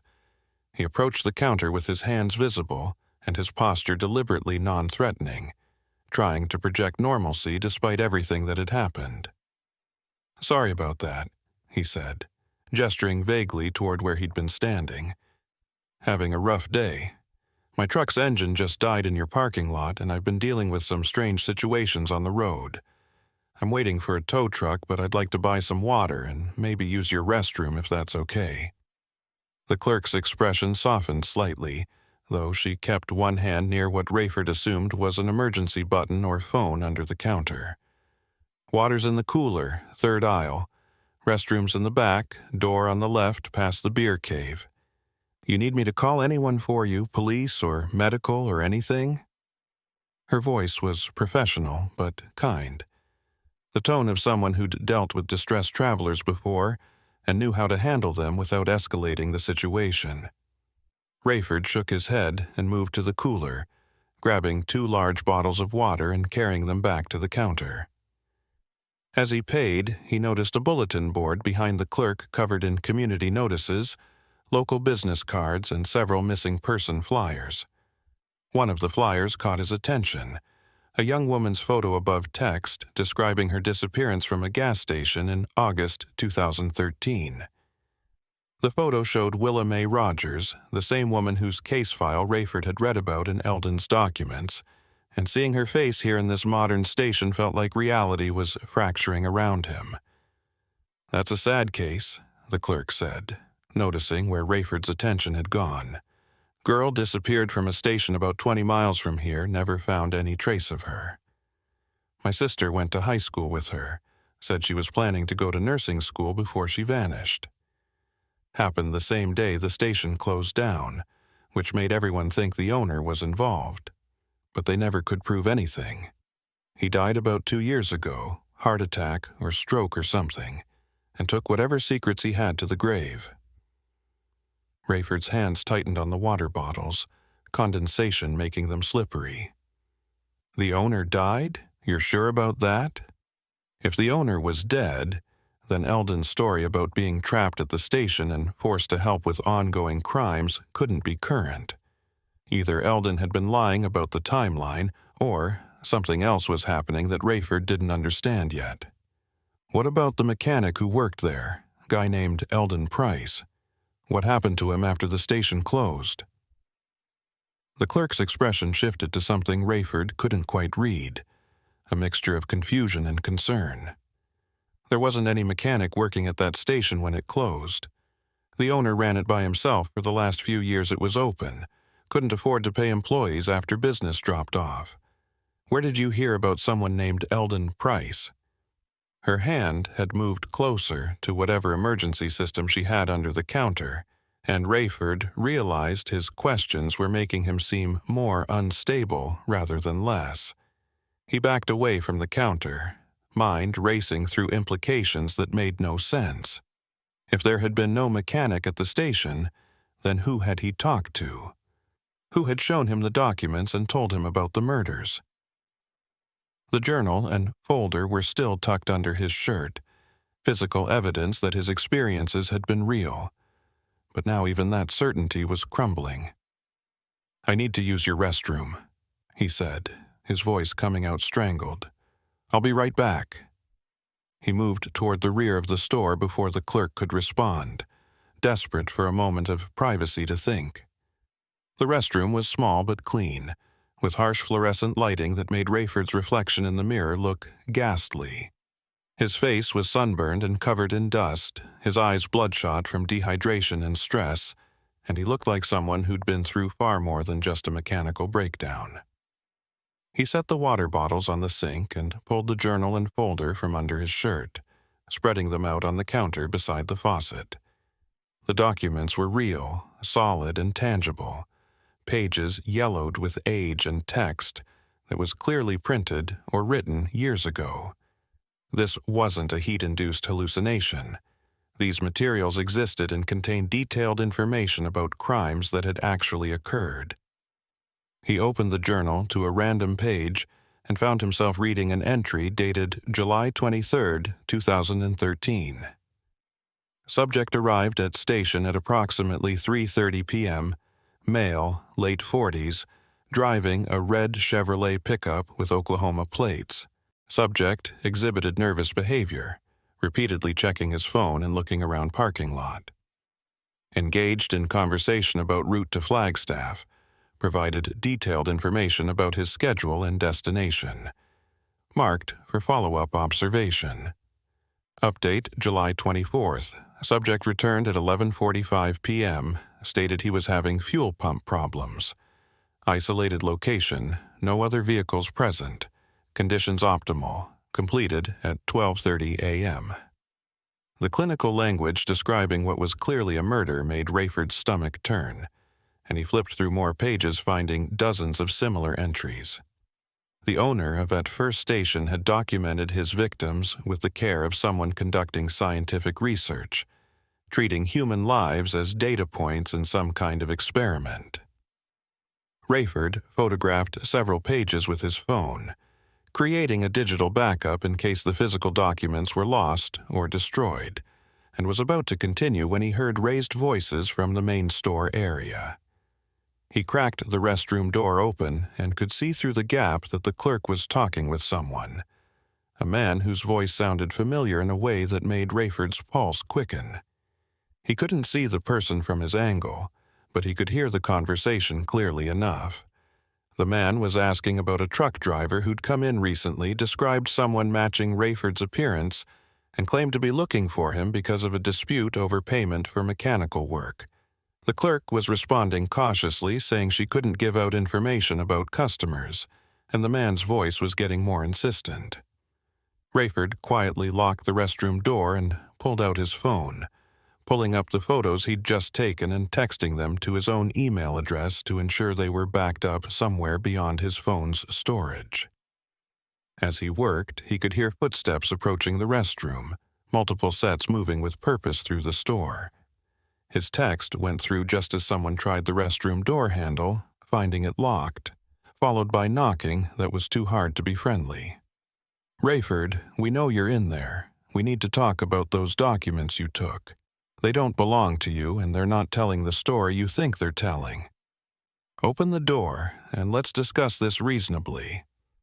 The voice belonged to Eldon, but it sounded wrong somehow, the tone too smooth, and the pacing too perfect, like someone reading from a script.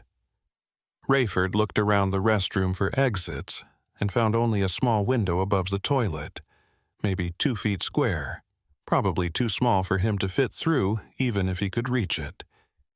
He was trapped in a locked room with people outside who wanted the documents badly enough to follow him to a second location, which suggested they were willing to do whatever was necessary to retrieve them. His phone showed that he still had signal, and he quickly dialed 911, speaking quietly but urgently when the operator answered. "This is an emergency. I'm trapped in the restroom at Dust Station number 47 off Highway 89, and there are people trying to break in. I have evidence of multiple murders, and I believe the same people responsible for those crimes are here now. I need police immediately." He gave the operator his name and trucking company information, trying to provide details that would help them locate him, while the pounding on the door increased in intensity. The operator assured him that units were being dispatched and told him to stay on the line, but the door was already beginning to splinter around the lock. Cheap, hollow-core construction giving way under sustained force. The door burst open, and 3 people entered the small restroom. Eldon, a woman who might have been the clerk from the counter, and a man Rayford didn't recognize wearing maintenance worker coveralls. They moved with coordinated precision, blocking any escape route while maintaining careful distance from Rayford himself. Eldon held out one hand in a placating gesture, his expression reasonable and calm. "We're not going to hurt you, Rayford. We just need those documents back, and we need you to understand what you've actually stumbled into. The journal and folder you took, they're part of a law enforcement operation that's been running for 6 years. We're federal agents, and you've compromised an active investigation by removing evidence from a secured location." Rayford kept his phone pressed to his ear, making sure the 911 operator could hear everything being said. "Show me your badges, then. Show me federal identification.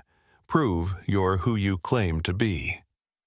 He knew they wouldn't be able to produce legitimate credentials because everything about this situation screamed deception, but he wanted their refusal on record for when police arrived. His hand tightened on the journal, prepared to fight if they tried to take it by force.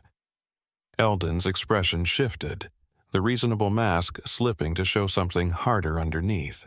"We don't carry traditional identification when working undercover. You should understand that.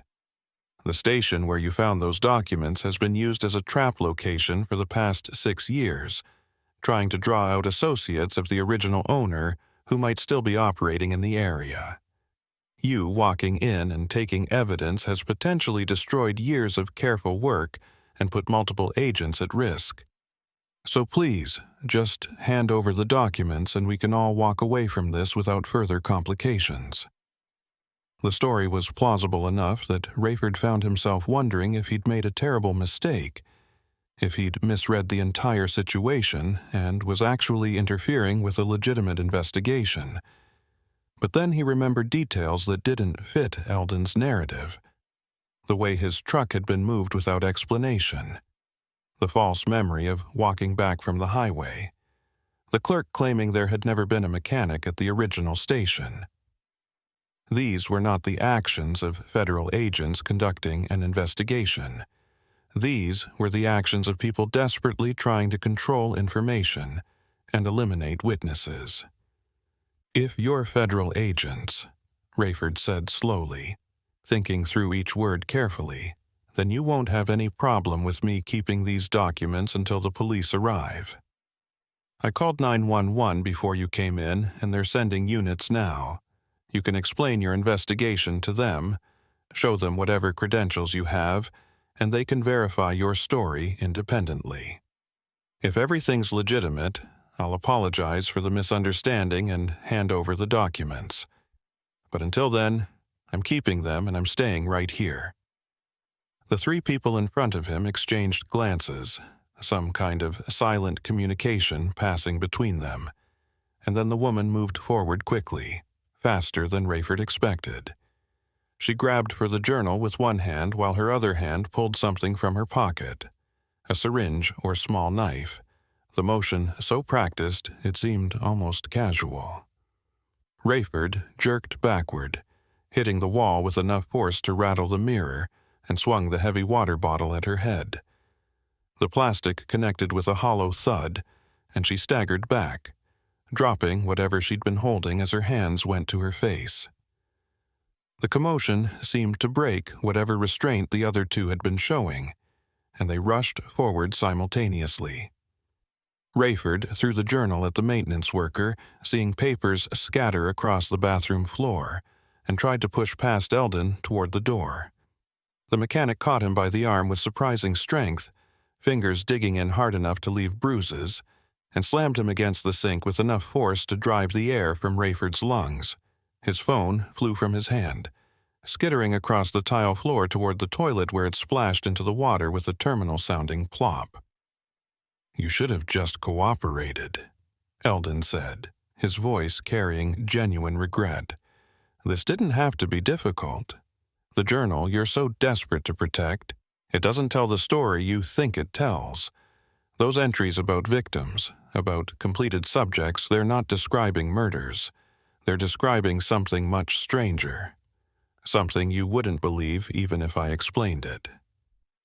The original station owner discovered something, a pattern in how certain people traveled through the desert, how they seemed to be pulled towards specific locations at specific times.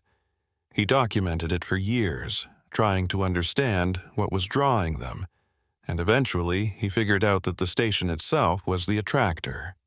Something about its location, or maybe something he'd built there, was creating a kind of gravity well for certain individuals. The maintenance worker had gathered up the scattered journal pages and was carefully replacing them in order, his movements meticulous despite the chaos. The woman had recovered from the water bottle strike and was blocking the bathroom door, one hand still pressed to her face where Rayford had hit her. They had him completely trapped, and he knew that whatever happened next would determine whether he ever left this station alive. "What do you want from me?" he asked, his voice coming out hoarse from the impact against the sink. "What happens now?" Eldon released his grip on Rayford's arm, but didn't step back, maintaining close proximity that prevented any escape attempts. "What happens now is that you make a choice. You can accept that you've stumbled into something you don't understand and agree to forget everything you've seen today. We'll fix your truck free of charge, send you on your way to Flagstaff, and this entire incident becomes just another strange day on the road that you'll eventually convince yourself was a heat-induced dream. Or you can insist on keeping those documents and telling authorities about what you think happened, in which case we'll have to demonstrate what the journal entries actually mean, show you firsthand what completed means in this context. I can promise you won't enjoy that demonstration, and once you've experienced it, you won't be able to go back to your normal life even if you wanted to." The threat was clear enough, but Rayford still didn't understand what exactly they were threatening him with. "Demonstrate how?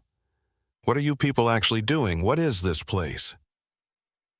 He was stalling, hoping that police were actually responding to his 911 call, hoping that someone would arrive before the situation escalated beyond the point of recovery.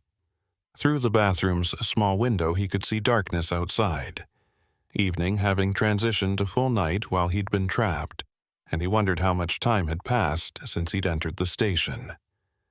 The woman at the door spoke for the first time, her voice nasally from the blow to her face. "This station is Station 47, part of a network that covers the entire Southwest. There are 63 stations total, all built on specific geographic points that create patterns we're still trying to understand fully. People are drawn to these locations, pulled by something in their psychology or their history, or maybe just random chance. When they arrive, we document them, study them, and occasionally some of them become part of the network themselves. Voluntary joining, mostly, though we can facilitate the process if someone is particularly resistant. You've been documented now, Rayford Keene. Your visit was recorded, your information was logged, and you're part of our pattern, whether you accept it or not." The maintenance worker had finished collecting the journal pages and now held the reconstructed volume in his hands, offering it back to Rayford with an expression that might have been sympathy. "Take it," he said quietly. "Take the journal and the folder. Drive to Flagstaff. Show everything to police just like you planned. They'll investigate, they'll find the original station, and they'll discover that it was demolished 18 months ago. Nothing left but a concrete pad and some rusted fuel pumps. The owner died in that heart attack the clerk mentioned, and there are no ongoing operations, no federal investigation, nothing but desert and memories. The documents you're holding are real. The crimes they describe happened, but you'll never be able to prove any connection to us or to this station. We don't exist in any official capacity, and by tomorrow morning you'll start questioning whether we ever existed at all." Rayford took the journal with trembling hands, his mind refusing to accept what he was hearing even as part of him recognized the truth in it. These people had been operating for years, documenting travelers and studying patterns, and they'd built a system sophisticated enough to exist completely outside official channels. Whether their explanation about geographic points and attraction was real, or just another layer of deception, didn't matter. What mattered was that they had power and resources, and no apparent concern about authorities discovering them. "The police are coming," he said, though it sounded weak even to his own ears. "I called 911. They'll be here any minute." Eldon nodded, completely unconcerned by this information. "They'll come. They'll find you in the parking lot with your broken-down truck, and you'll tell them whatever story you want. But when they run checks on this station, they'll find that Dust Station No. 47 is a legitimate business operated by a woman named Luetta Voss, who's owned it for 8 years without any complaints or incidents. They'll see a modern facility with normal operations and no connection to any crimes or disappearances. And when you show them your documents, they'll see exactly what we want them to see. Evidence of crimes that were committed by a man who's been dead for 2 years, at a location that no longer exists, with no current threat to anyone. Case closed, mystery solved, and you can continue driving your routes knowing that you did your civic duty." The 3 of them moved aside finally, creating a path to the door, and Rayford walked through on legs that felt unsteady. The main store area looked exactly as it had when he'd entered. Bright lights, normal merchandise, country music playing softly. Through the windows he could see his truck still sitting in the parking lot with steam no longer rising from under the hood, and beyond that the highway with its steady stream of evening traffic. Everything appeared normal, mundane, completely at odds with the conversation that had just occurred in the bathroom. He moved toward the exit, still clutching the journal and folder, and pushed through the door into night air that felt almost cold after the air-conditioned interior. Police lights appeared in the distance, red and blue strobing through the darkness, and Rayford felt a surge of relief that was immediately tempered by uncertainty. What would he tell them? That he'd been threatened by gas station employees who claimed to be part of a network of 63 stations studying travel patterns. That he had evidence of murders from 6 years ago that might or might not be connected to current operations. The story sounded insane even in his own head, and he knew how it would sound to officers responding to what they probably thought was just another highway distress call. He looked back at the station and saw through the windows that Eldon and the others had vanished, leaving only the clerk visible behind the counter, talking on the phone again as if nothing unusual had happened. The police car pulled into the parking lot and a single officer emerged, a woman in her 40s with the tired expression of someone working a long shift. She approached Rayford with one hand resting casually near her service weapon, her posture alert but not aggressive. "You made the 911 call about being threatened?" she asked, her eyes scanning him quickly, noting his disheveled appearance and the documents clutched against his chest. "Dispatcher said something about murders and people trying to break into a bathroom. Want to tell me what's going on here?" Rayford opened his mouth to explain, to tell her everything that had happened from the moment he'd stopped at that first abandoned station, but the words wouldn't come out the way he'd planned. Instead, he found himself giving an edited version, mentioning mechanical troubles and finding documents about old crimes, leaving out the parts about Eldon and the confrontation and the claims about networks and patterns. Even as he spoke, he could hear how weak the story sounded, how it failed to justify an emergency 911 call. The officer listened patiently, occasionally asking clarifying questions, and when he finished, she asked to see the documents he kept mentioning. Rayford handed over the journal and folder, watching as she flipped through pages with an expression that grew more skeptical with each entry she read. "These documents," she said slowly, "they describe crimes from 2013. Why are you just now reporting them, and where did you say you found them?" Her tone suggested she was already forming conclusions about his mental state, already deciding that this was a case of heat exhaustion or substance abuse rather than a legitimate report of criminal activity. "I found them today," Rayford said, hearing the desperation creeping into his voice. "At a closed gas station about 20 miles from here, place that's been abandoned since 2013. I was having fuel gauge problems, stopped there looking for help, and the mechanic showed me these documents. Then my truck broke down again, and I ended up here. And the people from the first station followed me." Even to his own ears it sounded confused and inconsistent, and he could see the officer's expression shifting from skeptical to concerned, the look of someone deciding whether this situation required medical intervention rather than law enforcement. The officer walked back to her patrol car with the documents, and Rayford could see her talking on her radio, probably running checks on the station and the names mentioned in the journal. She spent about 10 minutes in the car, and when she returned, her expression had settled into something more definitive. "Mr. Keene, I've confirmed that there was a gas station in this area that closed in 2013 after several missing person cases were investigated. The owner died 2 years ago without charges being filed due to lack of evidence. The station has since been demolished, and there's no ongoing investigation. These documents you have might be legitimate historical records, and if so, they should be turned over to the detective who handled the original cases. But there's no current threat, no active crimes being committed, and no one here at this station has filed any complaint against you or reported any threatening behavior." She handed the documents back to Rayford with an expression that was trying for sympathetic but landing closer to patronizing. "I think you've had a rough day with mechanical problems and heat exposure, and maybe you've let your imagination run away with you a little bit. That happens out here sometimes. The desert can play tricks on people's perceptions. Why don't you let me call a tow truck for you, get your rig taken care of, and you can decide what to do with those documents once you've had some rest and food. I can also have a medic come check you out. Make sure you're not dehydrated or suffering from heat exhaustion."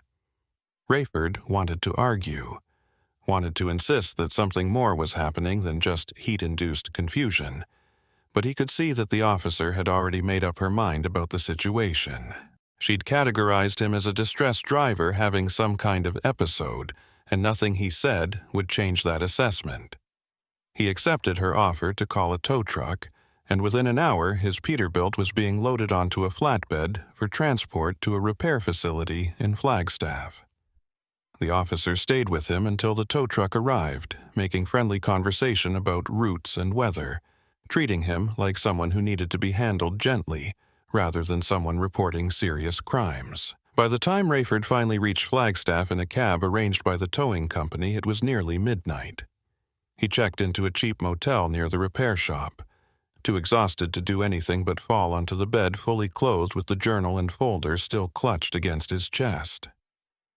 Sleep came in fits and starts, interrupted by dreams of Eldon's face and the woman with the syringe and endless hallways that all led back to the same abandoned gas station.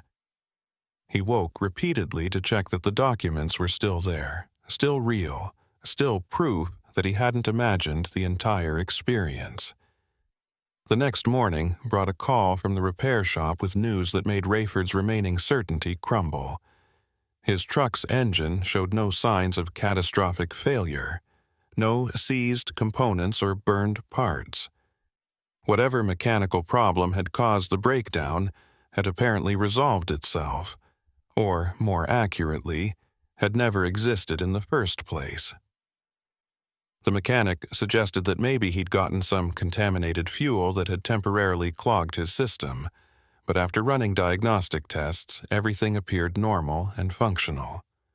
They could do a complete engine rebuild if he wanted, but it would cost thousands of dollars to fix problems that weren't actually present. Rayford picked up his truck in a daze, paid for the diagnostic work and the tow, and sat in his cab trying to decide what to do next. The journal sat on his passenger seat, its pages filled with descriptions of crimes that had definitely occurred but couldn't be prosecuted because the perpetrator was dead. The folder contained police reports and newspaper articles that confirmed the basic facts of Eldon's story, but couldn't prove any ongoing conspiracy or network of stations. He could take everything to the detective who'd handled the original investigation, could try to make someone believe that there was more happening than just historical crimes, but he knew how that conversation would go. He'd be dismissed as another conspiracy theorist, another trucker who'd spent too much time alone on empty highways developing paranoid delusions. He started his truck and pulled out of the repair shop, heading toward the address for his delivery that was now a full day late. His dispatcher had been surprisingly understanding when he'd called to explain the delay, had even arranged for the produce load to be diverted to a different truck since it was already spoiled from the reefer unit being offline. All Rayford had to do now was drive his empty trailer back to Phoenix and wait for his next assignment. Pretend that the past 24 hours had been nothing more than a series of unfortunate mechanical failures and heat-induced confusion. The highway stretched ahead of him, familiar and ordinary, and Rayford tried to convince himself that everything was going to be fine. He'd survived whatever had happened at those stations, had escaped with his life and his sanity mostly intact, and could now return to his normal routine. But as he drove, he started noticing things he'd never paid attention to before. Small gas stations at remote exits that looked slightly too perfect, too maintained despite appearing abandoned. Patterns in how other trucks moved on the highway. Clusters of vehicles that seemed to travel together without obvious reason. Signs and markers that appeared nowhere on his GPS, but that other drivers seemed to recognize and respond to. 3 weeks later, Rayford received a package at his home address with no return label and no indication of who had sent it. Inside was a map of the southwestern United States with 63 red dots marked at various locations, each one numbered sequentially. Station number 47 was marked near the location where he'd had his breakdown, and Station 1 was in a remote part of New Mexico that looked like nothing but empty desert. A note accompanied the map, typed on plain white paper with no identifying information. "You're a part of the pattern now, Rayford. Welcome to the network. We'll be seeing you at station number 23 in approximately 4 months. Your route will take you there naturally, no need to make special plans. Just follow your normal schedule and you'll arrive exactly when you're supposed to." He burned the map immediately, destroyed the note, and tried to forget that it had ever arrived. But 4 months later, when his dispatcher assigned him a load from El Paso to Las Vegas, Rayford pulled up his route and felt his heart sink as he saw that it passed within 10 miles of where station number 23 would be located based on that destroyed map he'd memorized despite himself. He could request a different route, could claim he needed to avoid that area for personal reasons, but some part of him knew it wouldn't matter. The network had documented him, had recorded his information and his patterns, and eventually he'd end up at station number 23 whether he wanted to or not. Some roads pulled you in, and once you'd traveled them once, you could never fully escape their gravity. Rayford still drives trucks, still hauls loads across the Southwest, still checks in with his dispatcher and follows his routes. But now he carries that journal with him always, adding his own entries about the stations he passes and the patterns he's started to see in how certain drivers move through the network. He's learned to recognize others like him, people who've been documented and pulled into awareness of something larger than themselves. They never talk about it directly, never acknowledge their shared knowledge, but they recognize each other at truck stops and rest areas, a brief eye contact that confirms they've both seen behind the curtain that most drivers never know exists. Sometimes, late at night when he's pulled over to rest, Rayford wakes to find his truck's fuel gauge reading empty, even though he knows the tanks are full. He knows what it means now, knows that it's a signal that he's approaching one of the numbered stations, and that they're aware of his presence.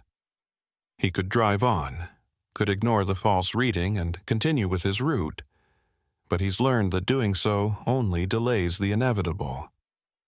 Eventually, mechanical failures or route changes or simple coincidence will deliver him to whatever station is waiting for him, and whatever purpose the network has for him will be fulfilled. He's part of the pattern now, has been since that day at the abandoned station where Eldon showed him the journal. And patterns, once established, are almost impossible to break.